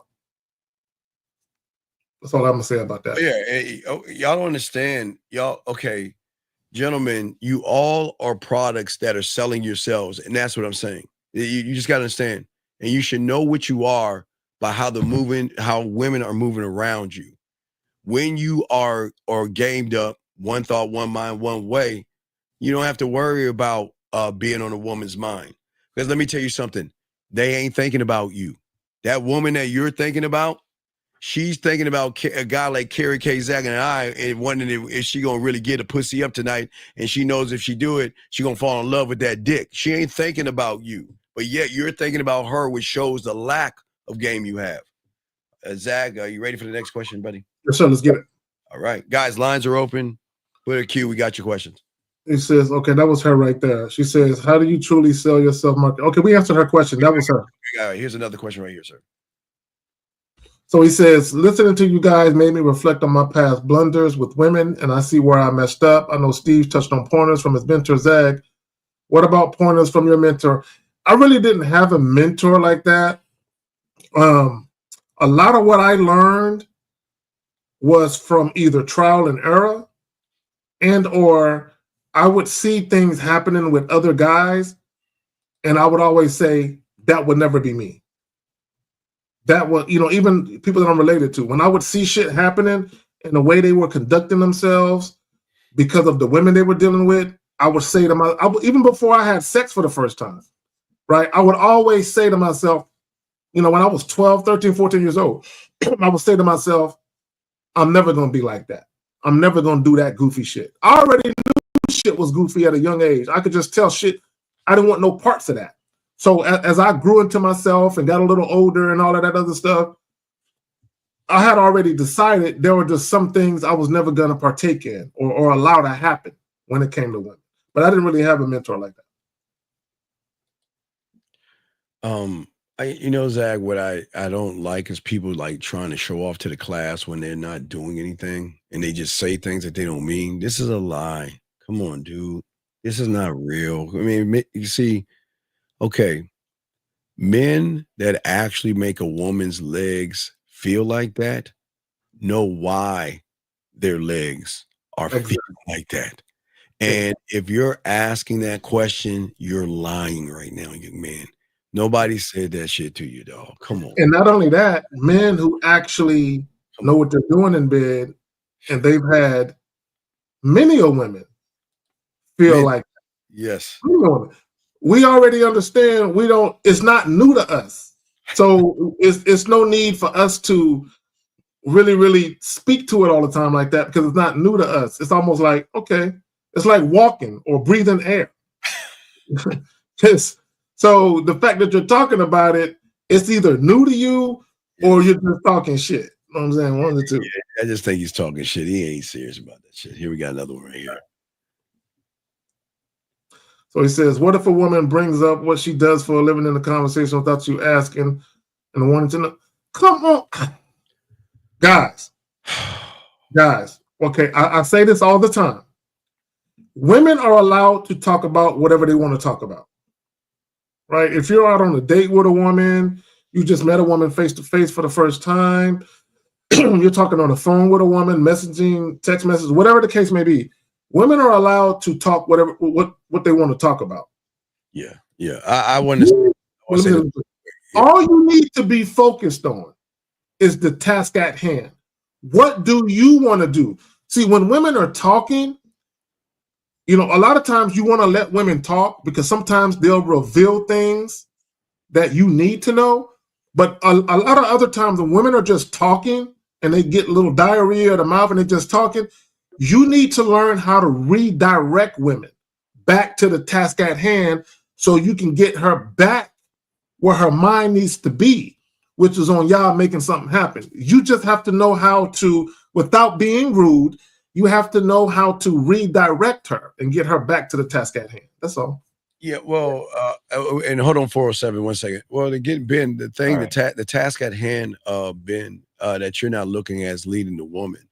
When a woman is going to share information, okay, that this is good, Ben, her sharing information. But here's a chance to cut everything off and lead the right way. You know, I'm glad we got that out. Like, you know, I'm glad we got that out the way because you know what? I would never tell a woman what I do for a living because that has nothing to do about to see if we're compatible or not. I'm glad that you have a job. I'm glad you're a responsible person. But anyway, let's get back to the task at hand. You and I. You see what I'm saying, Ben? So that way, if she's saying it, yeah, I don't like, you know, I'm glad she's saying that, but don't feel like, see, a lot of people feel like they've got to reciprocate or mimic the other person. You know, what school did you go to? Well, I went to this school. Oh, well, I went to this school. Or, you know, I have Christian beliefs. Well, these are my religious beliefs. No. Take what she's saying and then lead the conversation. And by cutting that shit off, move it to somebody, to you and I versus what you do. Let's talk about who we are. Because I'm glad, you know, one good thing is I'm glad you're working because I would never mess with an irresponsible woman. But now let's get back, you know, that's how you lead it. But we have a call, Zag. Yeah, let's get it. Let's get it. 407, sir. What's your name and what's your question, sir? What up, Steve? What up, kids? My name is Damani. I'm 19. So my question is, after being with the woman for so long, like, I'll only say things when I have something to say. Other than that, I'm quiet. So it's like, do I need to constantly keep learning new information to like give out to her type shit, or like, bro. Do I need to always constantly learn new things? Money, calm down, buddy. Bro, listen. First and foremost, there's nobody on this earth that knows everything. We're all ignorant of something. Okay. Yes. In fact, we're all ignorant of most things. Yes. Here's the thing. As a man, you're always going to be learning. You should be, if you're not learning new things every day, I don't know what the fuck is up, right? You're always going to be learning. You're always going to be improving, evolving, maturing, growing. You're always going to learn new shit. It's not about you learning, oh, let me learn some new shit so I can tell this woman about it. It's not about, you should be learning new shit for yourself, right? And the only time you relay shit to women is when it's applicable, when it makes sense to talk about those things, right? So if a woman is asking you for some advice on something and you have that knowledge, give it to her, right? So, or if you see a woman is doing something, real quick, if you see a woman is doing some goofy shit that's not in alignment with what you want and you feel she can be best served by you putting her on game, hit her with that knowledge. Go ahead, Steve. Yeah, young man, for what you're worried about, once you learn the game, you're going to love it, all right? So let me give you an example, okay? Because you was like stressing, oh my God, what if she wants to know this and I gotta talk about that? No, listen, I'm telling you this, listen. I want you to look at a building, okay? This building, at the head of this building, it's a skyscraper. And this building says Carrie K. Zaggin, okay? And this skyscraper, I mean, you can't even see the penthouse because it's like go past the clouds. It's like just like floors upon floors. Every floor of Carrie K. Zaggin's company has a floor of different floors depending on what floor he wants to bring the woman on. So think about this. When she's talking to Carrie, think about she's going on an elevator. Now, Carrie's in control of where the elevator is going to go because he's in control of all the situations. And see, when you're all things, you'll be able to talk about everything because you're allowed to have this weird thing called an opinion. You're allowed to talk about things, but also you're allowed to give your philosophies on things. You're allowed to teach her on things. You're allowed to lead her on things. And we don't want you to stress out, young man, because I know it seems like it's, oh my God, I got to learn all these things. No. You just got to learn your building first by first becoming the CEO first, or the president of you, to create a building in your mind and your mentality and your mindset to begin to build different floors. Okay, I'll give you an example. Caller, give you an example. Okay, you understand mathematics, right? Correct. Okay, your first floor was numbers, right? And in that floor, that goes from 1 to as many numbers as you count, right? The second floor is adding, third floor subtracting, fourth floor multiplication, fifth floor divisions, sixth floor fractions, seventh floor decimals. You see what I'm saying? Until you move to your algebra. You see what I'm saying? So you got different floors, and every floor has its own doors to that, right? It's the same thing with the game. So you just got to learn the game. The more you learn about yourself, like I was talking about Kerry K. Zagging in the building and the floors, he's an arrogant fuck, because he's saying, I'm going to take you where I want you to go.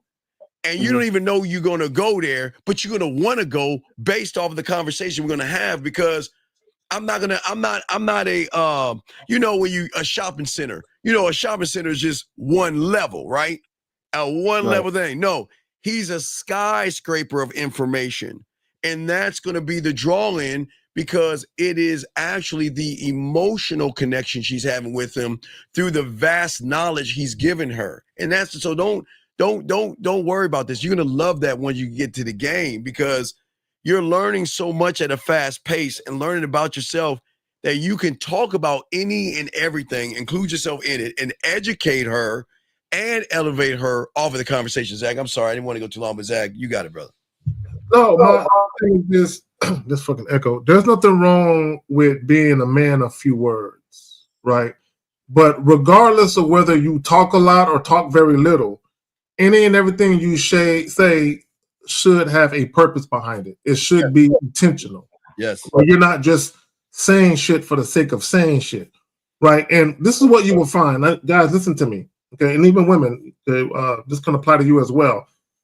When you say shit that has meaning behind it and is very purposeful and intentional, and you don't waste words saying a bunch of bullshit, when you do talk, people are going to take you more seriously. Yeah. Because they know you have something of value to say. Okay, buddy. All right, one more question. Oh, okay. We'll get you CA to So, your next question. Go ahead. Can I master the game with one woman? Dog, okay, sir, then you can't master anything. Wait, young man. When has the game been about women? Oh, nah, I got my own life in order. No. You don't have a young man. I don't. No. You may have your life in order as a responsible young man. Okay. But you are out of order when it comes to loving yourself in the game, son. Because your statement just showed you just a woman doing what in game? How does that even make any sense? You're talking like in hieroglyphics or something. What are we talking about? Ooh, beautiful. Yeah. Right. Thank you. Guys, real quick before you hang up, caller, whether you're dealing with one woman or many women, that has nothing to do with the type of man that you are and what you got going on for yourself. You should still have a vision for yourself. Yes. Okay. Always. And all you do is you deal with women that fit or assimilate into that vision seamlessly, might I add. Okay. All right. All right. Appreciate y'all. Y'all have a good one. Great call, young man. We're proud of you, young man. Just want to let you know. Good call, buddy. Okay. Thank you. I respect. All right. Zag, lines are open. We got another question right here. I already don't like this question, but I'm going to go ahead and read it. I love it. So he says, I approached 100 plus females this year and I got 40 numbers. Why the fuck are you getting numbers? But we'll get to that. But I'm constantly or consistently only talking to one female and the rest went ghost or didn't call back. What's the issue? They don't fucking like you. But go ahead, Steve. All right, young man. As a whole, Zag is absolutely right. But allow me to break it down to you very simple and very easy. Okay, young man. Okay. Somebody on YouTube told you to just approach women, and that's going to help you solve a bunch of problems that you have. And it doesn't work that way. You're so busy thinking about 1, 2, and 3, You're not thinking about the A's, the B's, the C's, the D's, the colors, the shapes, the numbers, and everything after talking to a woman. Because guess what? I'm going to shock you, young man. Watch this. It's going to be our little secret between all three of us. Approaching a woman has nothing to do with the motherfucking game. It's just you going over there and talking to a woman. That has nothing to do with anything. The game starts when she follows your leadership and your direction by either calling you or she's allowed to say, no, give me your number, whatever. Because like Zach said, you should always offer your number first, regardless. Give her your number first. She's allowed to say, I don't take numbers, take mine. That's cool. You're still in that top position. Now, the game starts when she makes that call. And this is where you go wrong. You don't know how to fuck. You don't know how to flirt. You don't know how to talk to a woman. You don't know how to be sexual, sensual, romantic, kinky, dirty, nasty, naughty, filthy, or a combination of those things. You don't know how to lead her to trust you enough to have an emotional connection with you, to have a sexual connection to you. You look at women as objects of, I see you, you should open your legs and fuck me. So your problem is that you're doing everything, I guess, the way you want to do it, but you're trying to think that you're doing something because you talk to 100 women. I don't give a fuck who I talk to. It's how I talk to them. And just because you got 40 of them, so fucking what? I don't give a fuck about the 40. No, men don't care about numbers. You humans do, because society has taught you to look at stats and numbers. They teach you and train you like monkeys to think that if I only got 40 out of 100, I'm doing bad. Bitch, if I got 1 out of 1,000,000, I'm doing good, because I'm the one that's doing good. So that's what I just wanted to make sure I say that to you, young man. So before I throw it to my dog, Zach, at the end of the day, what's the issue? You're the issue. That's the problem. Zach, you got it, brother. So first and foremost, why are you collecting phone numbers? What are we, in high school? I mean, when we were in high school, we used to have these competitions who can get the most phone numbers. Yeah. But we were teenagers. We're grown men now. Yes. Why are you collecting numbers? Yes. Guys, Yes. And I've talked about this in some videos that I dropped. When it comes to doing anything in life, which includes dealing with women, you should always seek to be proficient and efficient at what you do. So this is what I mean by being proficient or efficient. Before you even think about exchanging contact information with women, the first thing you need to ascertain is if the woman is interested in what you're interested in. Okay, you need to know that, right? So whether or not you're mainly motivated to have a sexual encounter rendezvous, or whether or not you're trying to offer a date or set up a date, it makes sense for you to let women know what you have in store for them. Always set a woman's expectations as to what she's going to encounter dealing with you. And then let her make a decision, free will, right? Let her respond to what you're suggesting or what you're offering, right? And if she's with it, whatever it is you want to do, if she's with it, then and only then does it make sense to exchange contact information. The problem with a lot of you guys is y'all walk up on women, you talk at women, you're not really having a conversation with the woman to truly ascertain or discern where her head is at. You're just talking, right? Because you're mainly motivated to get out of Dodge with a number in your fucking hand, right? That's your fucking goal, is getting a number, where your aim should be, I'm interested in this woman. Let me let her know where my interest lies. And depending on her response to that, we can move the interaction forward or not, right? So let women know what you want to do. Let them respond to that. If she's interested, cool. Now you hit her with the digits. Let her know, hey, give me a call on this day at this time. And then you move forward. But what a lot of you guys do is you'll get a woman's number, right? You won't say nothing. You'll be very vague, very indirect, very passive when you meet her face to face. And then you'll get the number and you'll start texting her all of this shit, right? You'll start talking to her about all of this fly shit, and you're completely different over the phone or via text than you were in person. And what you're displaying is inconsistencies in character. That alone can make a woman want to lose interest. Go ahead. Yeah, it's C8. So I'm gonna do a show tonight, and we're gonna have game time. Jordan's gonna be on, and you'll be able to talk to women. So if you're serious about this, call into the show tonight. We'll have a woman on. We'll do game time, and we're gonna see what you're doing right versus what you're doing wrong. Now, if you want to know the issue, you'll do it. But if you don't, then you really don't want to know the truth. So, but we have another question right here, Mr. Zag.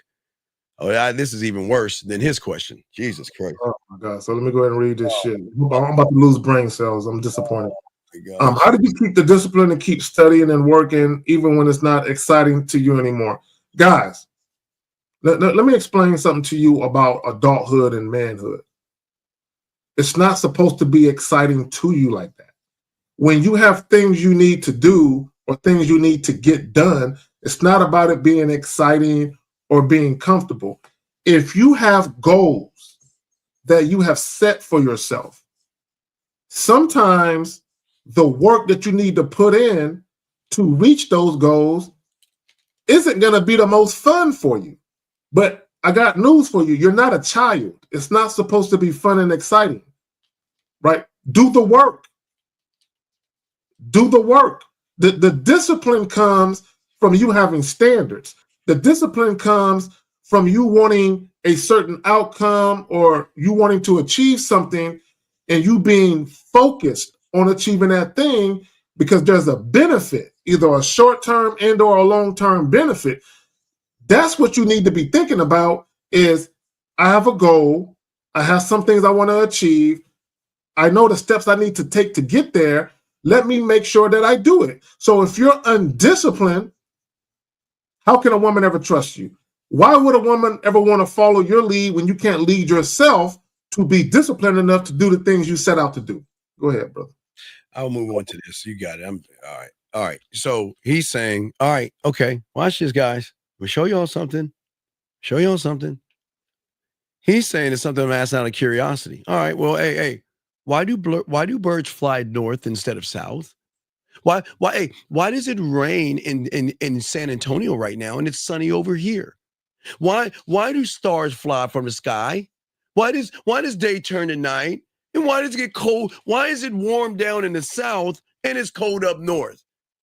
You see why you're full of shit? Why are you asking questions about shit that has nothing to do with you? So don't even sit here and say don't underestimate. Wait, hold on. Underestimate you, motherfucker. We have overestimated you, motherfucker. We know you're full of shit. Don't get mad and get out of your panties. Listen, when we're saying something, it's not to tear your bitch ass down. We're trying to help you out.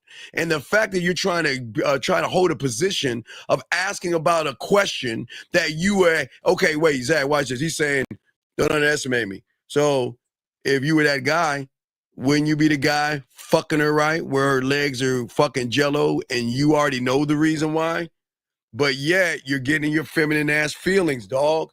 Stop asking about shit that is above your pay grade and start asking about the game so you can get help, Zach. I'm sorry. I wanted. But you know why the woman is, you know why. If you're in the middle of having sex with a woman and her body is responding to what you're doing, you know why. What are you looking for? A biological or scientific reason why it's happening? You know why. She's enjoying it. So if you're having enjoyable sex with a woman and she's enjoying you, why do you feel a need to ask? Why does she like it? Why does she enjoy it like that? Like it's a dumb question or a dumb statement. If she's enjoying it, she's enjoying it. There's no need for you to ask that question. It's really, for me, it's a real immature question to ask. That's how I do it. Here's another question. And lines are over. Here's another question. Right. So he says, how do I not care about what other people think about me? Start caring more about yourself.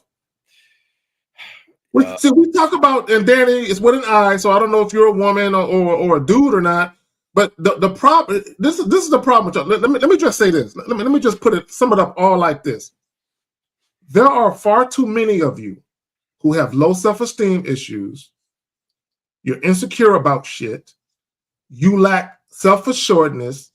You're always worried about being liked by people. You're always searching for acceptance and validation. and for a sense of belonging. Not only that, but a lot of you individuals, other people's opinions of you means more than your opinion of your own self.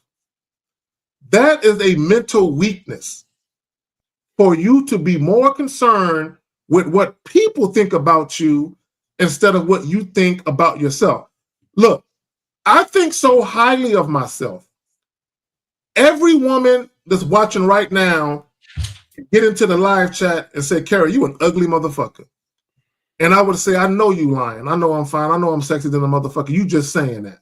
That's exactly how I would respond, because I think so highly of myself that it doesn't matter if one person says it or 20 people say it. You cannot convince me that your opinion of me is going to topple my opinion of myself. It ain't going to happen. But go ahead, fam. Yeah. So, young man, let me, sir, the same reason, the answer to your question is the same reason why the majority of you humans in another month, in 22 days, are going to wait for this mythical ball to fall from the sky for 10 seconds. And you're going to sit there and tell yourself the greatest lie that you've told yourself every year prior to that ball falling and being the same fucking person you are. You're not going to change. And I'm sorry, look, I wish I could give you a feel good thing right now, but we got to be honest. If you don't have game, you are never going to change. You will always be what you are. So just listen. What I'm saying is accept it, because you've accepted it for 11 months and 9 days. Well, 10 days minus January 31st. I always add that extra day, Zach. So I'm doing my math. But you have for 9 months and 10 days, you've been the same motherfucking person. What do you think? What do you think is going to change? You're not going to listen. You're not going to change, because guess what? You choose to be exactly where you're at right now. This is your choice. Nobody, listen, this is you. This is what you want to be. We can't get mad at you for your choices, but you can't complain that you're the same, because you want to be the same, Zach. So that's all we're saying. We got we got another question, but Zach, yeah. And I'll say this real quick. When you start to matter to yourself, what people think about you will matter less.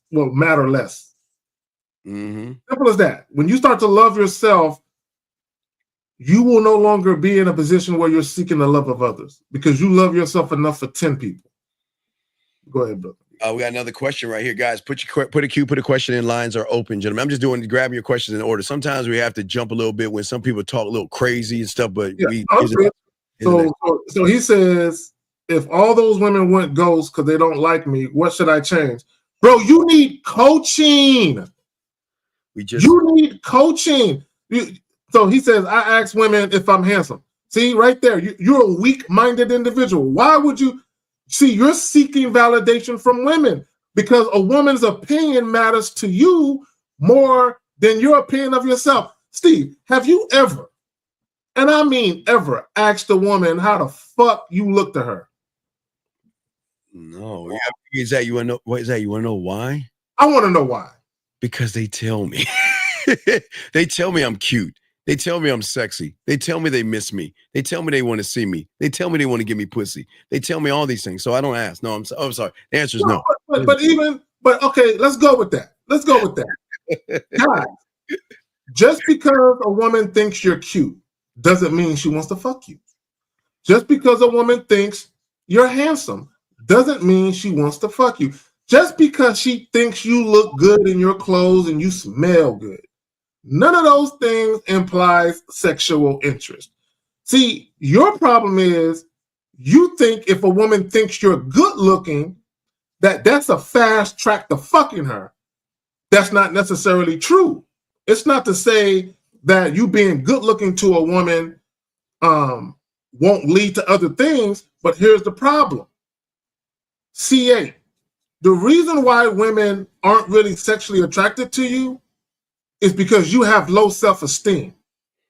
Only a man with low self-esteem would ask a woman if they're handsome or not. Then you say, I have a good personality. They say, yes, I don't know, I'm not ugly or on a spectrum. Bro, let me, you know who else got a good personality? Steve, do you want to know who else got a good personality to women? Who? Every motherfucker in the friend zone.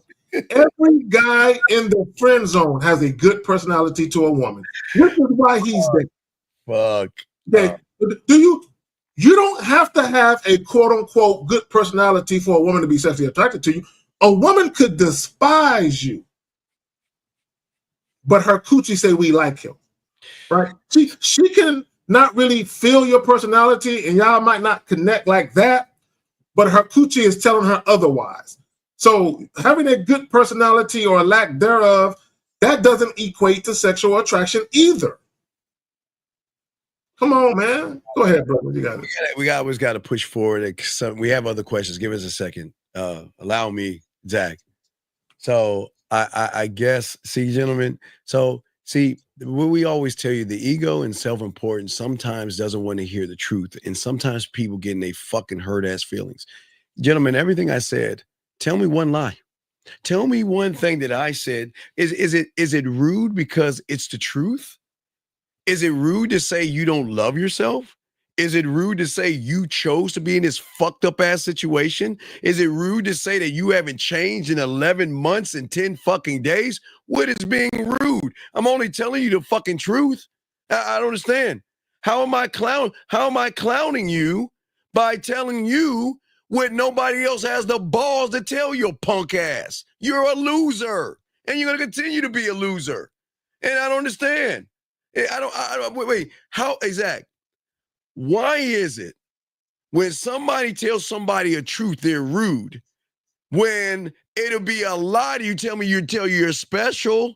Hey, look, pray. Hey, what are the guys? What do you say? What are the names? Is that you say? Buddha. What is it? What are the names you say back, Zach? Buddha, Allah, and Yahweh. Yeah. So, hey, pray to your God, eat your vegetables, and make sure you're a good person. And I promise you, everything will go your way. Is that what you want to hear? Is that you want to hear that? Just, hey, it's okay. You're special. Okay. Oh my God, we have a call, dog. Oh my God. I'm sorry. Here we go. 646. What's your name? What's your question, sir? All right. Good afternoon, Steve. It's Jay. Jay. This is not my show. This is a Kerry K. Zaggin show. So let's try it again. Oh, my fault. All right, man. My bad. Salute you, K. Zag. Wait. Caller. Good afternoon. Wait. We'll start over. Hey, we got a phone caller. Area code 646. You're on live. What's going on, big dog? All right. Good afternoon, Jay. This is Jay. This is good afternoon, Steve. K. Zag. This is Jay. How you doing? How you guys doing? We're good. What's good with you, brother? How can we help you, man? All right, so my fault. I keep forgetting that K-Zag. You're probably watching Steve's. You're probably watching it on Steve's side. So yeah. I'm a guest on his show. Yes. Go ahead, buddy. What's going on? But I just wanted to real quick salute you guys for always teaching us game and things like that. But now what I was saying was just to clarify, I wasn't coming at you or trying to talk out of sideways. I was saying to you, I'm humble. So the question I asked may have been ridiculous, but just out of curiosity, I get that a lot. So I'm like, are you the one who? What question did you ask again? You're the one with the jello legs, right? Yeah. Okay, okay, good. At least you called in. I respect that. See that, Mr. Fox? Call in like this young man to have dialogue. Yeah. So call it real quick. When Steve and I, when we do the Wednesday joint alongside Mr. 1950, by the way, and the Tuesday joint, we talk about all that type of shit, right? And all that means, women have, leg shaking orgasms, full body orgasm where their whole body convulses and shit. All that means is that you hit a spot and her body, just responded. You know what I'm saying? That's all that is. You know what I'm saying? And nothing. Yeah, you're okay. Why are you asking about the jello legs for? Well, because you said you were just asking about it. Why were you asking about it? Well, all right. The reason why I ask is, like I said, sometimes I watch your guys on Sundays. Yes, sir. The Real Game, No Theory. Yes. And other, Mr. 1950 and other guys say, hitting the bottom or doing it right. Yes. So that's why I asked that question, out of curiosity. Okay. Yeah. Don't look, guys, look. No, I just want to know Caller, listen. Don't worry about hitting the bottom physically. Hit the bottom mentally. Okay, let me explain what I mean. you can have a guy who maybe isn't working with something bigger than average, but the way he can even be working with something a little below average, but the way he's talking to that woman has got her in such a tizzy mentally. It's got her loins aching to be touched by him, right? So when they finally do have sex, her body responds to his because of where he took her mentally. Conversely, you can have a man that's working with a baby leg. You know what I'm saying?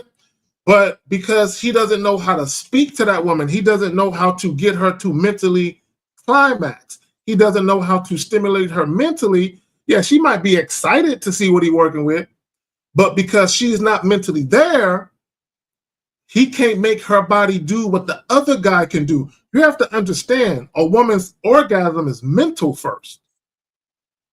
It's mental first, right? Now, the physicality of it, you know what I'm saying, of what you're doing physically comes into play, but it starts mentally. This is why if you have a woman, for instance, if she's uncomfortable in any way and she has sex, chances are she won't climax because her mind is not relaxed. Oh, Zach. Okay, call. All right, call it. Watch it, Zach. Goddamn, I hate backing up that goddamn instrument. I'm gonna try to hang with Zach on this one. All right, caller. All right. Do you work out or anything like that, or have you ever worked out? Yeah, I do. Okay. Yeah. So I'm trying to get back. No. It's no. That's no. It has nothing to do with the workout. I'm just want to use the workout as an analogy. Think about when you're working out, how you can be exhausted mentally and exhausted physically. You know, when you're locked in, right? You can be mental on two planes, like Zach is saying. And that's why we're telling you the mental, because when a woman connects her mind with the pleasures of you, she's going to try to put more effort in the actions that y'all have. So when a woman's not into a regular guy, they just lay on their backs. You know what I mean? They lay on their backs thinking about their cat. What I got to do next is my dad mad at me or whatever the fuck, and they make a few noises. Now, when a woman is connected to you and emotionally, she wants to give everything to you. She wants to work that pussy. She wants to give. So she's kind of doing, think about this. She's working her muscles. And I'm talking about, like, if she's riding that dick, she gonna ride it with, like, she's gonna put some, like, more weight, and she's gonna go harder in the paint, basically, right? That's where the mental exhaustion is going to come from, because she's want to give more. She's like, I want to give you what you have given me mentally, but I want to give it to you on my mental, on my physical, and I want to feel you. I want you to feel this pussy, and I'm going to throw that shit back at you. I'm going to fuck you back. See what I'm saying? Not just let you fuck me, but I'm going to fuck you back. And when they fuck you back, that's what I'm saying, okay? All right? Right. Oh, wait, hold on, caller. Hold on a second. Sir. It's funny that I'm not the whiny little bitch. Hold on, mute yourself, caller. Mr. Fox. Oh, wait, caller, mute yourself, dude. Mute yourself. Jay, thank you. Mr. Fox. You see, you want to know why the reason you're here? It's because look where you came from, you dumb bitch. Look where you came from. You see what I'm saying? And you know what? And the reason why you're such a fucking bitch-ass loser is because look where you came from. I'm not the, hold on, everybody. Wait a second. Hold on. Now, see, now y'all, I'm not going to be mean, but let's keep it a buck. And I'm trying to do this so Zach didn't see this, and Zach will be yelling at you right now, but I'm going to try to get on you before Zach sees this shit. What I'm saying to you is that, you know what? Hey, look, I'm a winner. I get women. You don't. I know me. You don't. You don't have any game. I do. And the fact that you want to bring up Fresh and Fit is the reason why your bitch ass is here in the first place, because they taught you to care about fucking women than yourself, you dumb bitch. And the fact that I'm telling you something, look, I don't give a fuck what you think. You're here watching us. So fuck you. Why don't you take your bitch ass over there? But guess what? You'll still be the loser.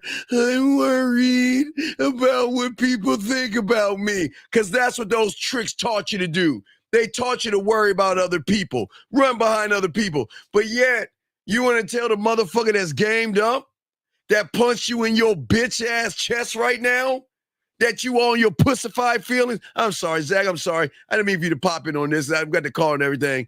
But man, Zach, we'll get back to the caller. We good. Let's get to the caller though. We good. Back to you, caller. But yeah, back to you. But you see what we're saying, big dog. Does that make any sense, sir? Yeah, I hear you. I hear exactly what you're saying. Yeah. So what we're saying to you is, yeah, I'm glad you called in because we can't. The main reason why, because I wanted to clear the fog. I didn't want you to have an impression of okay, this nigga's lying. Or Right. No. I wanted to get more of what's that saying mean. No, it's all respect. I was gonna lock it in, Zach. I got my eye on it. I'm your engineer. Hey, Zach, you just do the show. I'm engineering this moment. Let me do the work. And then, by the way, I'm delegating now. All right, cool. You know what I'm saying, Zach? No, but call it, brother. Hey, dog. We appreciate you, dog. But again, sometimes when you say things, they're gonna get interpreted by the people that are seeing it that way until you call in and explain things. And you did that, sir. Okay. Right. All right. Yeah, So just enjoy yourself with these women. Don't think too much of it. You know what I'm saying? Don't put too much thought into it. All right, man. We'll throw you back in. We got other questions to grab. All right. Well, thank you very much, sir. Okay. Anytime, man. Thank you. All right. Great call. All right. Guys, lines are open. Let's get to the next question here. Let me say this, Steve. Get to the question, but let me just say this. I want guys to understand what constructive criticism looks like. Sometimes when you have constructive criticism, or you provide rather, constructive criticism, it doesn't sound nice, right? It's not meant to sound nice. It's meant to be very, very stern, straight to the point, no sugar, no cream, no saccharin, no additives or preservatives. You just tell people what it is that they're doing, and you call them out on their shit. Now, a shout out to the caller for calling in. He didn't get all in his feelings, and then he let his fucking Kotex fall out and bleed all in the motherfucking chat and shit. You know what I'm saying? But he called in and he said, you know what? Let me call these two men up and talk to them about the disconnect that we're having with what I said. So he called up like a man and he conversed with us like a motherfucking man. But let's go ahead. Well, yeah, go back to Fresh and Fit if you don't like what we're saying. Go back to your daddy, because that's why you all fucked up right now anyway. Let's keep going. Here we go. Did we do Ben? Okay, wait, we did this one, right? We did this one, right? Okay, yeah, we did one, right? So Ben is up. Okay, I'm the engineer, right? Okay, Ben is up. Okay. So he said, is it necessarily childish for a man in his 40s and 50s collecting numbers for him and he wants to interact with? Why are you collecting? That's the issue. You shouldn't be, guys. I'm gonna sum it up like this. When you're dealing with women, stop being focused on the sex. Stop being focused on rejection. Stop being focused on validation and acceptance. All you need to be concerned with is having the type of experiences you desire. It don't matter what the woman is doing. It don't matter what she wants. You should be focused on the type of experiences you desire. But that should be mandated by your standards, your principles, the way that you move, the way that you do things, right? So now what happens is when you encounter women, there should be things that you say to that woman that are in alignment with your standards and principles. So when she responds to you, her responses to you tells you, is she in alignment with my standards and principles and what I want to do, or is she not? If she is, then we can further this conversation. If she isn't, we're not. But part of that is always let women know what you want to do. Now, in the midst, Steve, here's the thing. In the midst of letting women know what you want to do, guess what's going to happen? You're going to give your number out to a decent number of women. Guess what they're going to do? They're going to text you or they're going to call you. Now you have a Rolodex in your phone of a bunch of women you're meeting. But the only reason their number is even in your fucking phone to begin with is because they are acting in accordance with your standards. They are conducting themselves in a way that's suitable for your bottom line. Other than that, their number shouldn't be in your fucking phone. Go ahead, Steve. Ben, There's so many problems in this question, and everything's a teachable moment, Ben. Okay, we appreciate the question, but Ben, the problem is that you can always tell the self-hate you have for yourself. I'm 53. Zach, you're 50, right? You're 50. So True. I would never say, is it necessary for a guy who's between 50 and 60? Well, why don't we just say how old we are and be proud of how old we are? Number one, that's problem number one. Problem number two is that as a child, I used to collect marbles, Zag. Hey, caller, you know what I used to do? I used to go to the store with quarters and collect they used to have these things called plastic football helmets. They were like little tiny plastic football helmets in a bubblegum machine of every football team. And I try to collect all of those. I collect a lot of when I used to play electric football for money, as a little kid, I used to play for money, I was hustling shit. But I used to collect all the football teams. So as a child, I loved collecting things. But what I collected didn't define who I was. These were things that I collected for fun reasons. The thing that you're doing is you're collecting numbers thinking you're actually doing something when you're matter of fact, you're doing a bad job. You're doing more damage to you by collecting numbers. And I'll tell you why, because you think you're doing something by collecting numbers. That's the problem. You actually think that because I'm collecting numbers, I'm actually doing something. When you're a nothing and a nobody mentally, you don't love yourself. You're not proud of yourself. So a person that doesn't love himself, not proud of himself, and can't even stand on his own age, and you're collecting numbers, what weight does that carry? It doesn't carry any weight, because what you're doing is you're doing these things for comfort. The discomfort is getting with Kerry K. Zagging, again with me, No Diddy, and learning to be a student of the game. That's discomfort. But as long as you are doing what you're doing now, you're always going to lose, Zach. He's going to lose, Zach, is because you're doing things that are doing damage to you. Remember, you think you're doing something when you ain't doing anything at all. And the fact that you think you're doing it, you're going to continue to do it. See, you're thinking, well, I'm winning because I collect numbers. Wow, I'm winning because I collect numbers. But you ain't doing shit because that ain't nothing to do with the game. Listen, walking up to a woman and talking to her and exchanging information has nothing to do with the game. So What are you collecting the fucking numbers for? It has no meaning, Zach. None. See, you know what it is, Steve? Guys have such a low opinion of themselves, and the bar is set so low on their standards. Yes. That they think getting a woman's number is the goal of accomplishment. They feel like they've achieved something. Yeah. So for them, they feel like it's almost like they're saying, well, at least I didn't get rejected. No, you're still, guys, a lot of times when you deal with women, there's delayed rejection, meaning the woman has already taken a pussy off the table. You just don't know it. But you're going to find out. Give it a couple of phone calls, give it a date or two. And then the realization that the woman was never really feeling you is going to come to fruition.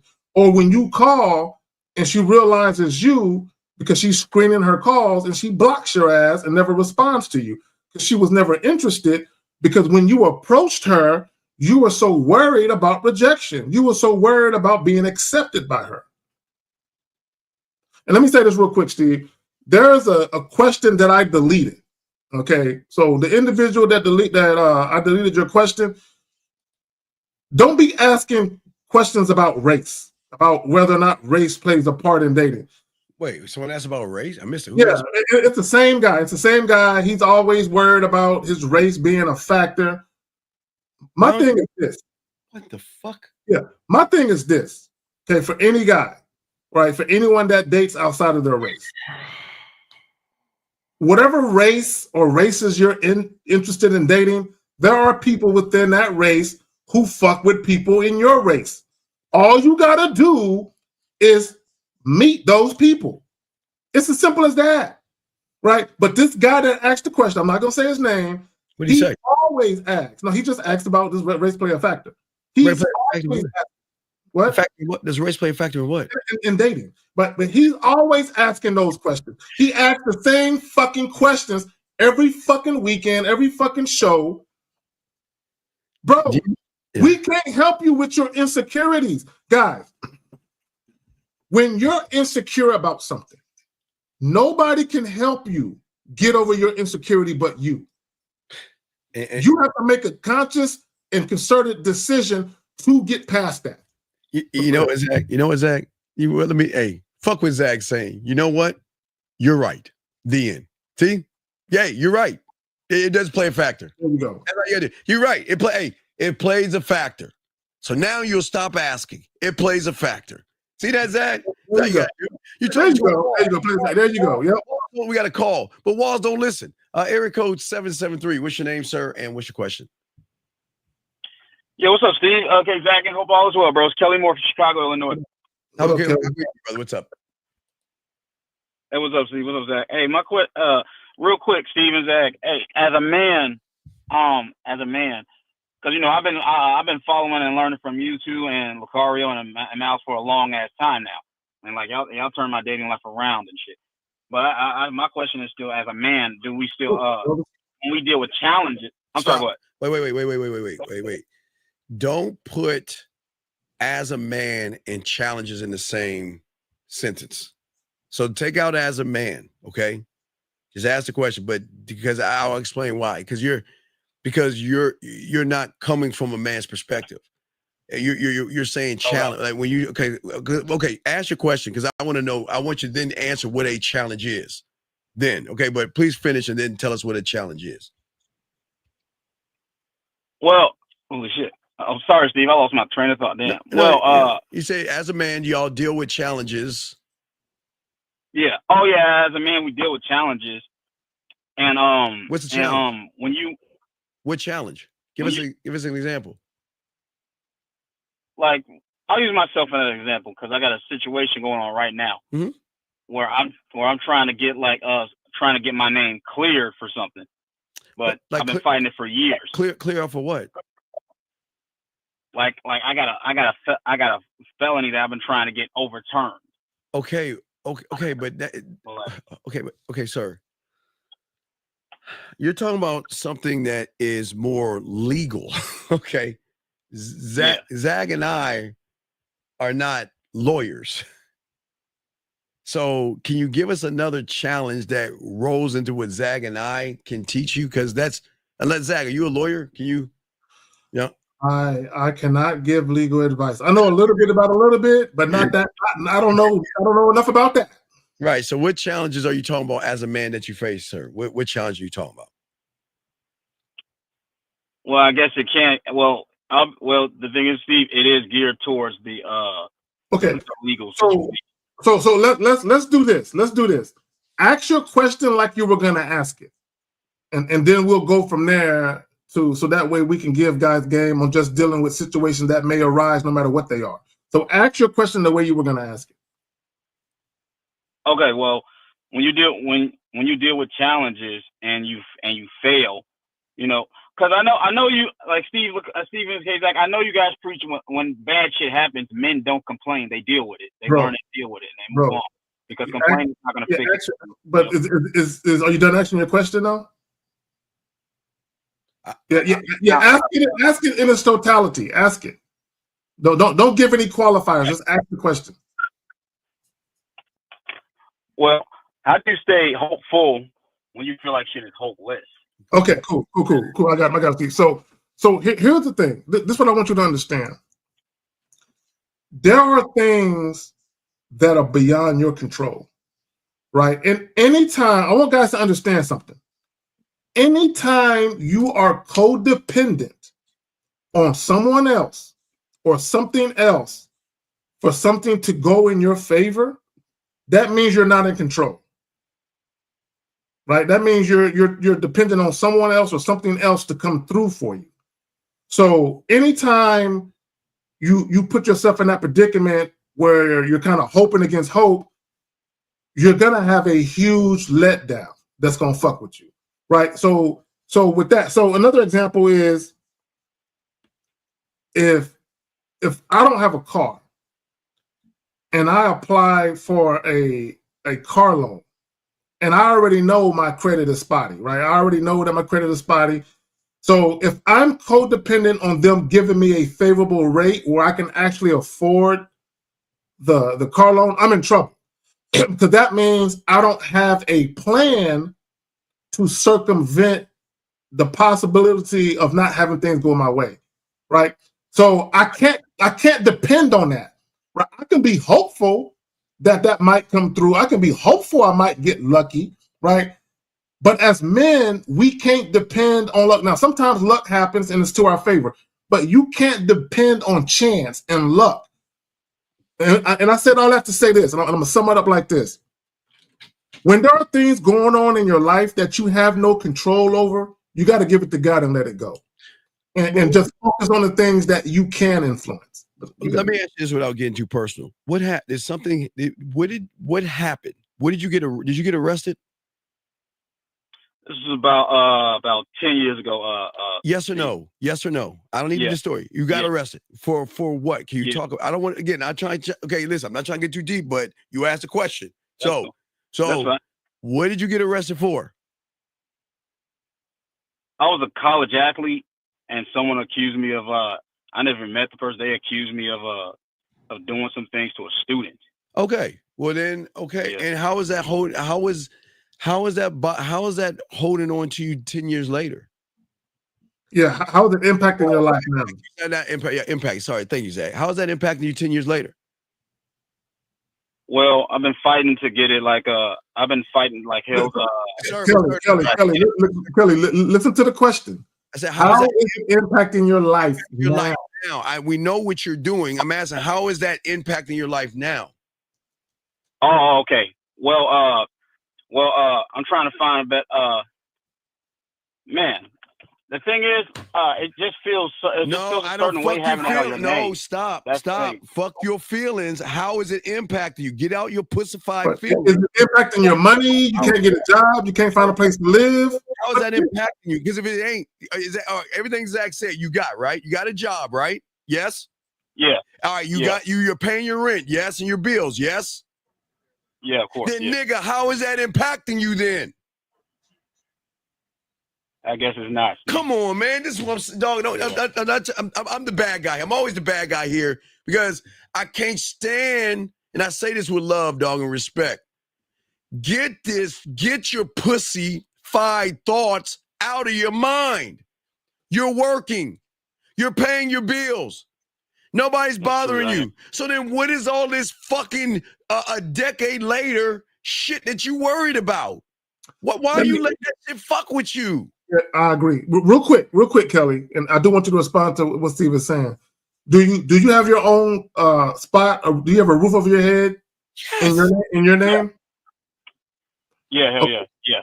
Shout out to Miles. Miles always talks about being grateful.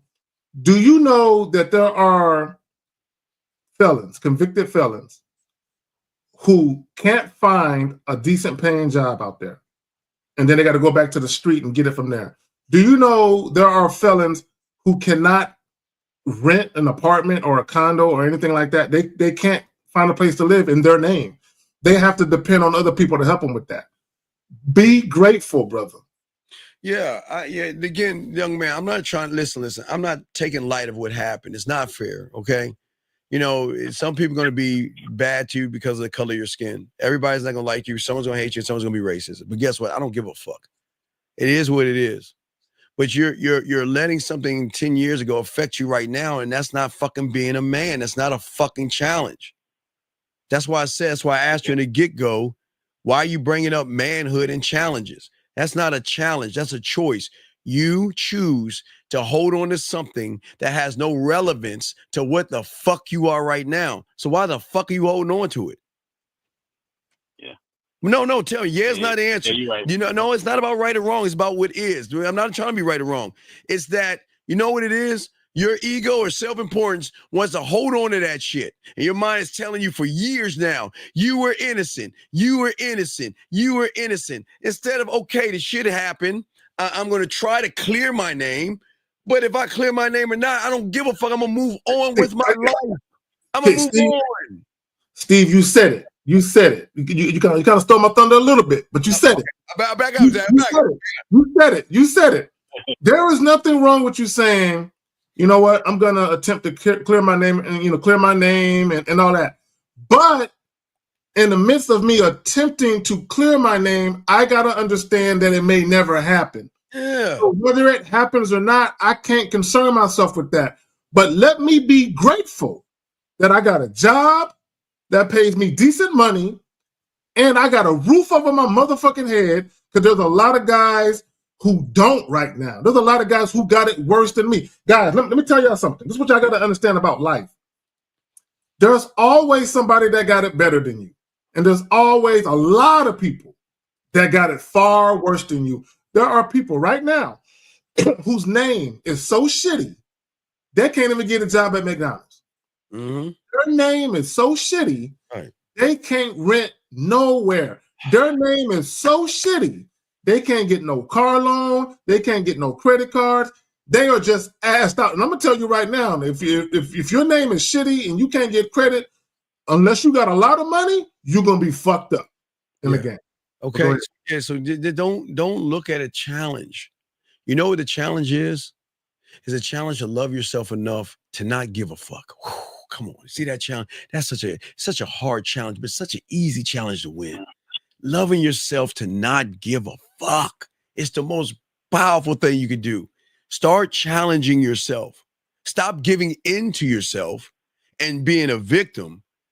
It is what it is. It's 10 years ago. Remember, I always tell you, remember I told you I learned that on Vikings. It used to show that Ragnar Lothbrok was rowing with his son and shit, because he was going to teach his son some manly shit to fight a bear or some shit in the show. I watched that shit. Right, and his son turned around and he said, "What you doing?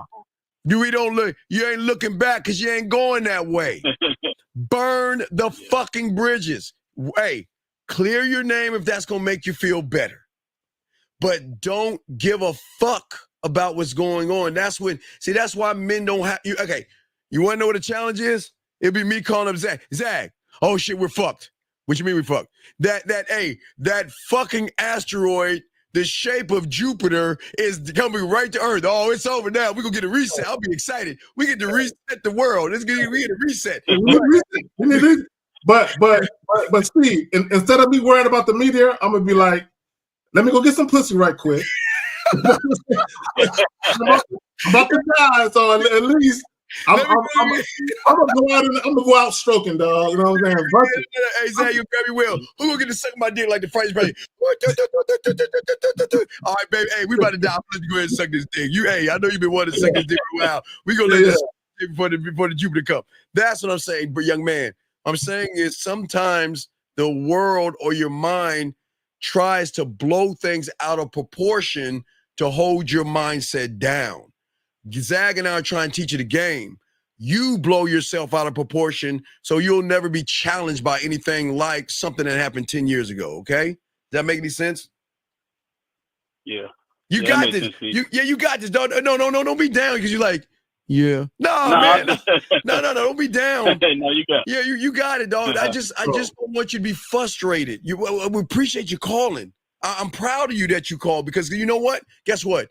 If you didn't make this fucking call, you were going to go into 2025 with the same fucking shit you brought into 2024, 23, 22, all the way down to what, if I do my mathematics right, 2014, motherfucker. 2014, 2013. Hey, I'm old. I can't do my math that fast. But yeah. I'm great at math. That's right. yeah, Kelly, the bottom line is this, and this is what I hope you really get from all of this. Be grateful that you are in the position that you're in. Yes. Because there's a lot of guys that wish, women too, they wish they had a decent paying job where they can actually afford to pay rent somewhere. You have that. You know what I'm saying? There's far worse shit that could be happening to you than that. But also, I want you to remember this. Life is about a series of choices. A lot of times, even when you don't do the thing that you're accused of, your choices put you in a predicament to be accused of it. Yes. Yeah. So you're okay. True. You got this, man. You got this. Okay, buddy? Hell yeah. Well, let's do it. Appreciate it. No. No, we ain't doing it with you, motherfucker. No, Diddy. This is a solo journey. This is like in an opening of 300 when the little boy went and fought the wolf. That's you. Yeah, We ain't having no slumber party, motherfucker. We ain't doing this shit together, motherfucker. All right, buddy? No, I'm fucking with you, dog. I'm fucking with you, dog. We proud of you, though, okay, big guy? All right? Respect to you, okay? Yeah, appreciate the tough love, too. Hey, you know we give it the way we give it, baby. All right, man. We holler back at you, brother. Thank you. All right. Great call. You Great. too, Zach. Excellent call. All right. Excellent call. No That was problem. dope. We got some more questions, Zach. Let's see here. We got a few minutes, so y'all better call up. Yeah, call in. We're about to wrap this up. A few minutes, guys. Come on. All right, here we go. Why does my mind go blank sometimes when I approach a woman, and how can I stop that from happening? Oh, wait, Zach, man. Oh, wait, I don't have it with me. Okay. No, you got it. Because this is irritating me, bro. Cass. And my Hurricanes lost too, so I'm in a horrible mood. But go ahead, Phil. And your 49ers going to lose tomorrow, bitch. No, I'm sorry. Anyway, so, Cass, here's the thing. This question is as easy as making a bowl of cereal. See, Cass, when I was a wee little lad, now I used to get cereal. Based off of the toy that was inside the cereal. So as soon as I got the cereal, I'd take my dirty, grubby little fingers and dig all through the cereal just to dig all at the bottom and shit. All grubby, get my little plastic prize and I play. Okay, I'm just showing you I am human. But what I'm saying is this. You know how to walk into the kitchen. You know how to grab, you do everything in your order. You'll never stop. You either go for the spoon first, the bowl first, or the cereal first. The milk will always be last. However you do it is how you train your mind to do it. So when it comes to approaching a woman, I mean, I don't believe in approaching. I believe in putting in your bid because I'm one thought, one mind, one way, one of one. But what I'm saying to you, young man, is that 1, 2, 3. I see the woman, 1. I go over to her, 2, 3. I open my fucking mouth and talk to her and lead her where I wanted to go. Now, what? No, wait. Now, remember, remember, spoon, bowl, cereal, milk. That's 4 steps. I'll give you 3. All you got to do is 1, 2, 3. Repetition. 1, 2, 3. So if you do that, then this would not, I usually point up because I'm usually looking now. This wouldn't be a question right here, okay? Because the reason why you're stopping yourself and going blank is because the person doesn't believe in himself that's going up to the woman because you worship pussy over your dick. See, we have diamond dick, no diddy to myself and Zach. We believe in ourselves and we believe in our dick. And we believe that when we see a woman, that she's getting the opportunity to suck my dick. She's getting the opportunity to fuck me. She's getting the opportunity to speak to a motherfucker that she's never spoke, who's going to talk her all out her pussy, make her come and make her feel good. I just got to give her the opportunity of going up to her. See the mindset versus she's so pretty, she's so beautiful, she's so gorgeous. What am I going to say and what am I going to do? To get to where we're at, you're going to have to do the 1, the 2, and the 3, Zach. You got it. I just wanted to make sure because I know. Yeah, let me say this. I'm going to call bullshit. So I'm going to read your question and I'm going to tell you why it's bullshit. He says, why does my mind go blank sometimes when I approach women and how can I stop that from happening? See, I'm going to call you out, guys, because I'm a man. So I know you do this. All guys do this. That woman that you got your eye on, you are thinking about her sexually. You're looking at her. If she has on something where you can tell she has a nice figure, breast, ass, thighs, whatever it is you like, you're checking out all of those different things. So in your head, you're already telling yourself what you would love to do if you had an opportunity. You're already telling yourself what you would love to do. See, your mind doesn't go blank. You're just too afraid to tell her what's on it. Oh, God. Whoa. Wait, I'm sorry. Can we go back a little bit and say that again? Guys, please write that down. Oh, my God. Your Zach. mind doesn't go blank. You're just too afraid to tell her what's on it. Okay? You need to make a shirt. That should be a shirt. Please lock that in. It should be a shirt. Yeah, you know what? Yeah, there you go. And what it really is the reason why it's going blank is because you're searching for ambiguous and passive and indirect things to say while still trying to maintain her interest. But because you ain't got no mouthpiece, because you ain't got no game, and because you ain't got no motherfucking confidence, you don't know how to do that. Yes, sir. That's all it is. All right, we got a few more questions, guys. We'll round this up, guys. A few more questions. Put your questions in now. We're about to wrap this up. He says right here, it is the task guy. He doesn't care. Let's keep going. Let's get to this last question. It's the task guy. You want to play? I mean, he doesn't believe in himself. He's just complaining. Okay. So, it says, how do I deal with my girl that broke up with me recently, all because I have a different political view? Bro, Steve. Well, I got. Yeah, hold on. This is what I do when a woman says that she don't want to be with me no more. Okay, Joshua, I'm about to answer your question. All right. That's it. She don't want to, especially if she don't want to be with you over something so minuscule and so silly. You should feel like she done lost her motherfucking mind to want to leave me behind something so silly. So already you know that she's unworthy to wear the crown in your kingdom. Meaning, if you're a king, she can't be no queen. She's unworthy of that crown. Right? Now, you can't be mad that a woman want to leave you if she's not getting what she desires out the situation.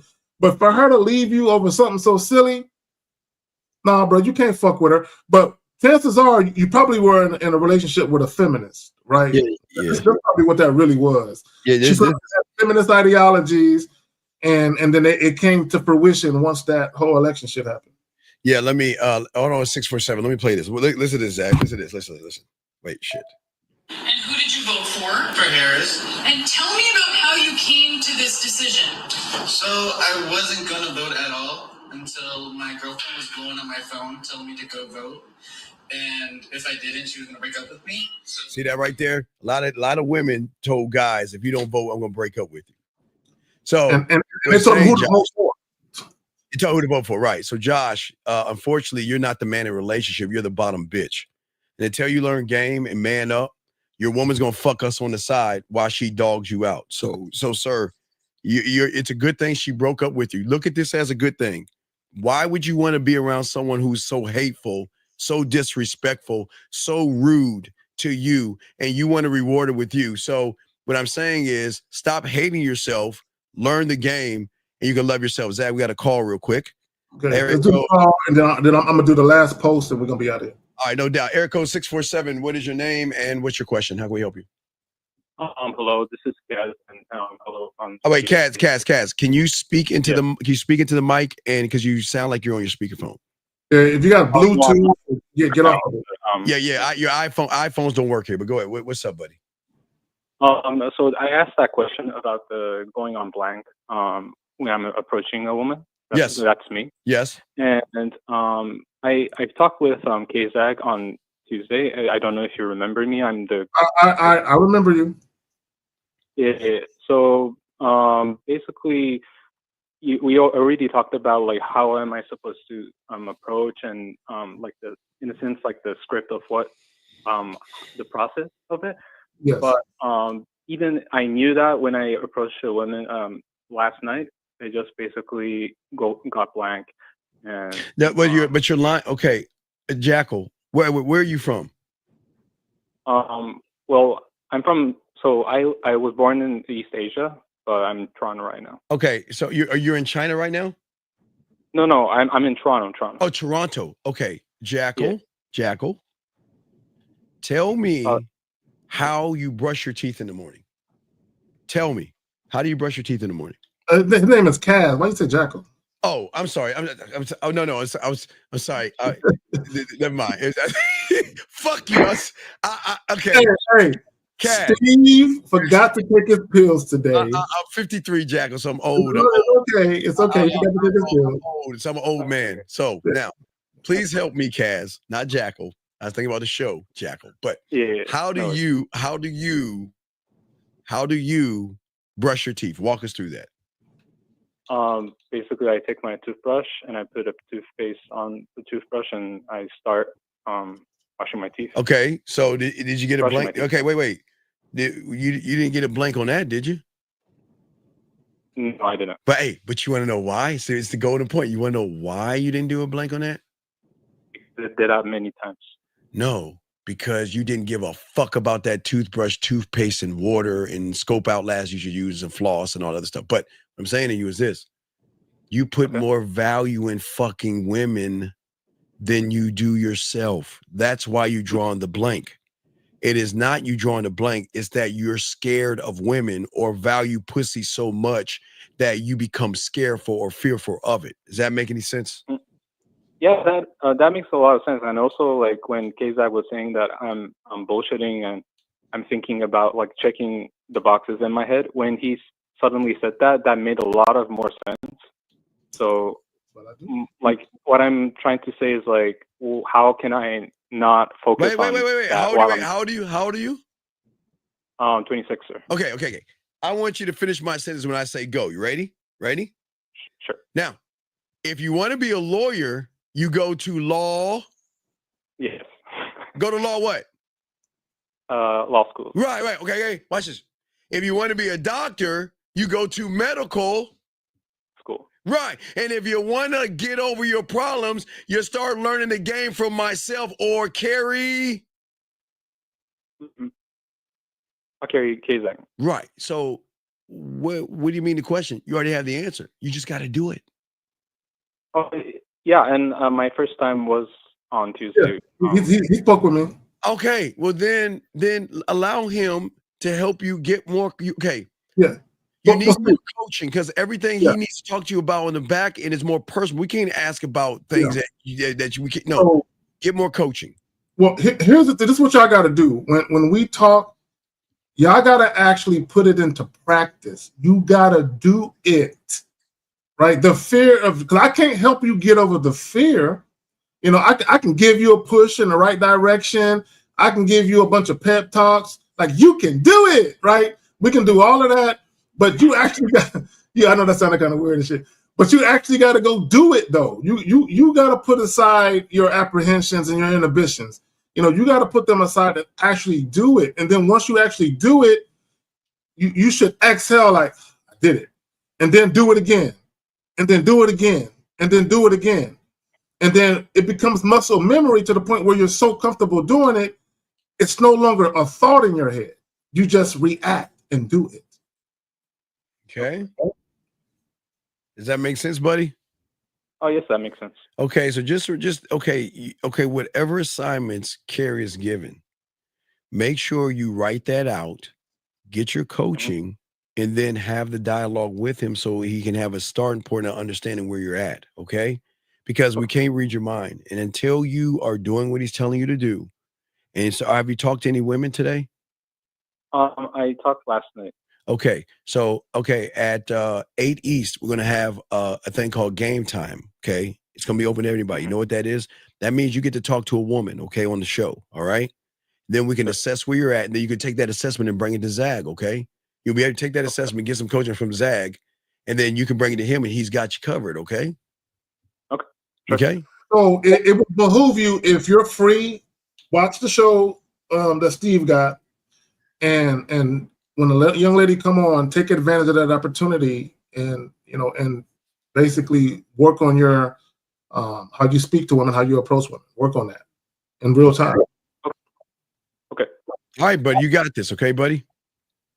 Thank you very much. All right, you got it. Take care. Good call. That was an excellent call. All right. Oh man, hold on. Fuck. Is this Africa? Wait, 27. Yeah, bro. After this, kill the phone lines, bro. Okay. Area code 27. You're the last. He's the last. You'll be the last call. Area code 27. What country is this? Hello, Steve. This is Nathan from South Africa. Oh, hey. All right. What's going on? Okay, you're on with myself and Carrie K. Zaggin, so we both can hear you, South Africa. What's going on, buddy? Well, I'm the guy named Created there who asked about the test. Wait, you asked about the who? Cray Kid. All right, wait. Cray Kid, how old are you? He's this guy right here. Hold on, real quick. Yeah, I was just about to put it up. Okay, we keep running into each other. Okay. We know how to handle this shit. Hey, Cray Kid, how old are you? I'm 20 years old. Okay, can I ask you a serious question? I'm dead ass serious. Why in the flying Carrie K. Zaggin fuck do you have a fucking thumbnail of a child game on your picture? That's from my YouTube channel. I don't give a fuck. I'm asking you why, as a grown man, would you have a, what is that fucking game? Minecraft. Why would you have a Minecraft picture of yourself on your thumbnail? That's not manly. Yeah, it's from my. Well, do you have a gaming channel? You have a gaming channel? Yeah, I used to run a gaming channel. Used to. Okay, used to, yeah. So if you used to, get rid of it. Real quick, let me do the shout out. Danny P with the $4.99. Great show today. Zach and Steve the Dean, as always, grateful and appreciative of the game. Respect. We appreciate y'all. Yes. Without y'all being here, then we wouldn't exist. You know what I'm saying, in this space. So we appreciate y'all. But go ahead, caller. Go ahead. All right. So, like, the reason I was asking about the test is because I found out that the reason why I wasn't disciplined when it came to completing them was because every time I made a plan, it would fall apart. And the reason is because I finish my task late all the time. So I'm trying to figure out, if you did a plan of how you're going to do a task and it's not going as planned, give us a task. How do you then give us okay, sir, make it simple again so that you can solve it? Sir, give us a task in South Africa. Is it like dodging a lion or a zebra or some shit? What's the task? Sorry, Zach, you know how to do it one time. Actually, I think herding goats or some shit. No, it's not. No, it's not a herding goats. It's more like herding. Wait, do they do zebras? And I guess they do have goats and stuff. What's making a fire too? You know, we do fires and clay pots and stuff here. All right, no, it's cool. The clay, I know, we get it. So what's the task that you have? What's the task that you have at hand? What's the task?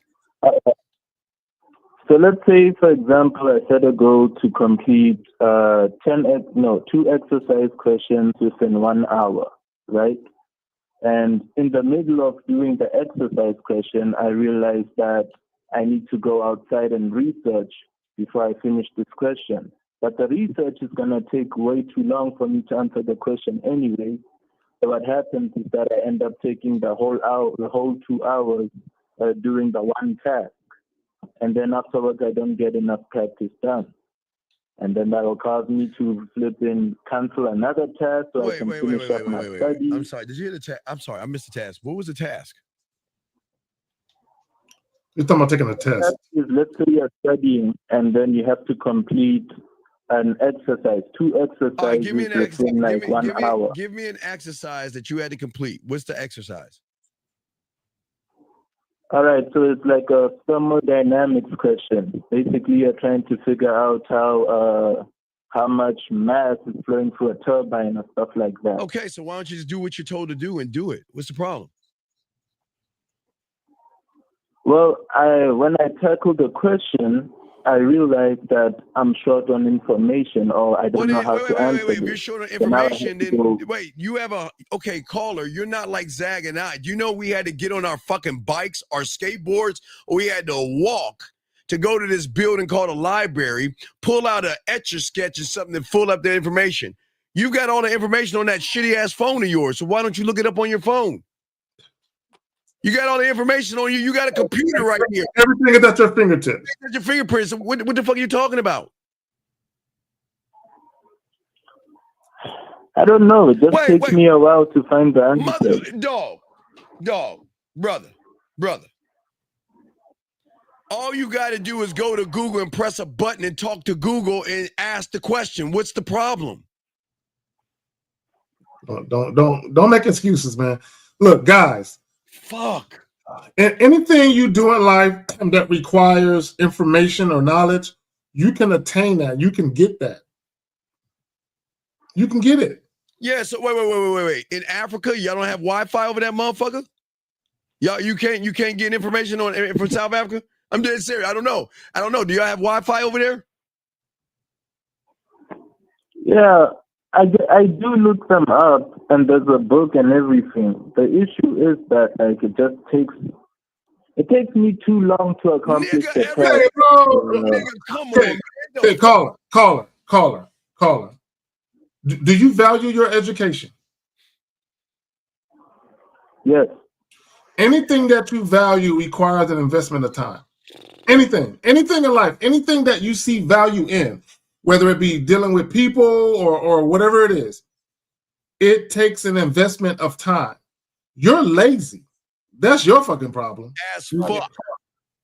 We can't help you with that. We can't help you, bro. You got to make a decision to stop being lazy. Dog, are you building a hut right now or something? What the fuck are you doing that's so busy? What are you doing? Are you mining diamonds? What the fuck are you doing that's so busy? No, I'm not mining diamonds. I'm studying. I have like a lot of stuff to study for. Then afterwards, Welcome to the real world. So, Okay, wait. Did you go to high school? Did you go to high school? Huh? Yes, I did go to high school. High school. Didn't you take math, English, social studies, science, and math every fucking day? Yes? Yes? Yes, I did. Right. And then you have to study in every subject every damn day? Yes? Yes, I did. So then what the fuck are you talking about? So, caller, look, we're about to let you go. Study, you need to be more disciplined. You need time management, because I'm almost certain that you be jacking off the porn. So instead of jacking off the porn, use that time to study. Because I'm sure you do all types of extra shit. No, you don't study. You don't get off your lazy ass. Stop fucking grinding on them damn zebras and eating foo-foo and fucking study. That's it. That's our advice to caller.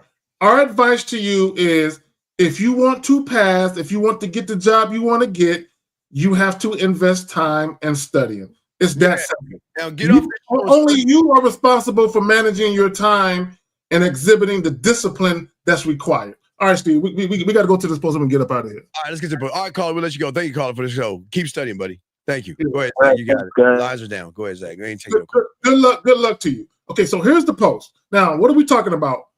Women prioritize themselves, but most men don't. So here's the post, right? And this is not about women. So a lot of you guys are going to think it's about women. It's not about women. I'm making a point.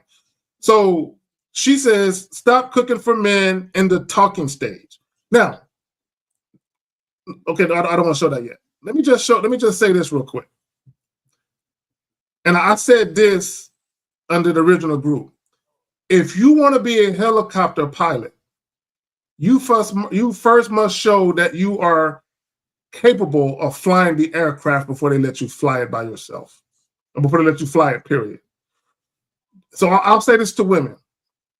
If you want to be a girlfriend, you first must show you have girlfriend attributes and qualities, right? So this is what a guy said. Now, this is the post. Stop cooking for men in the talking stage. This is a comment that a guy put under that post. A girl I dated said pretty much exactly this.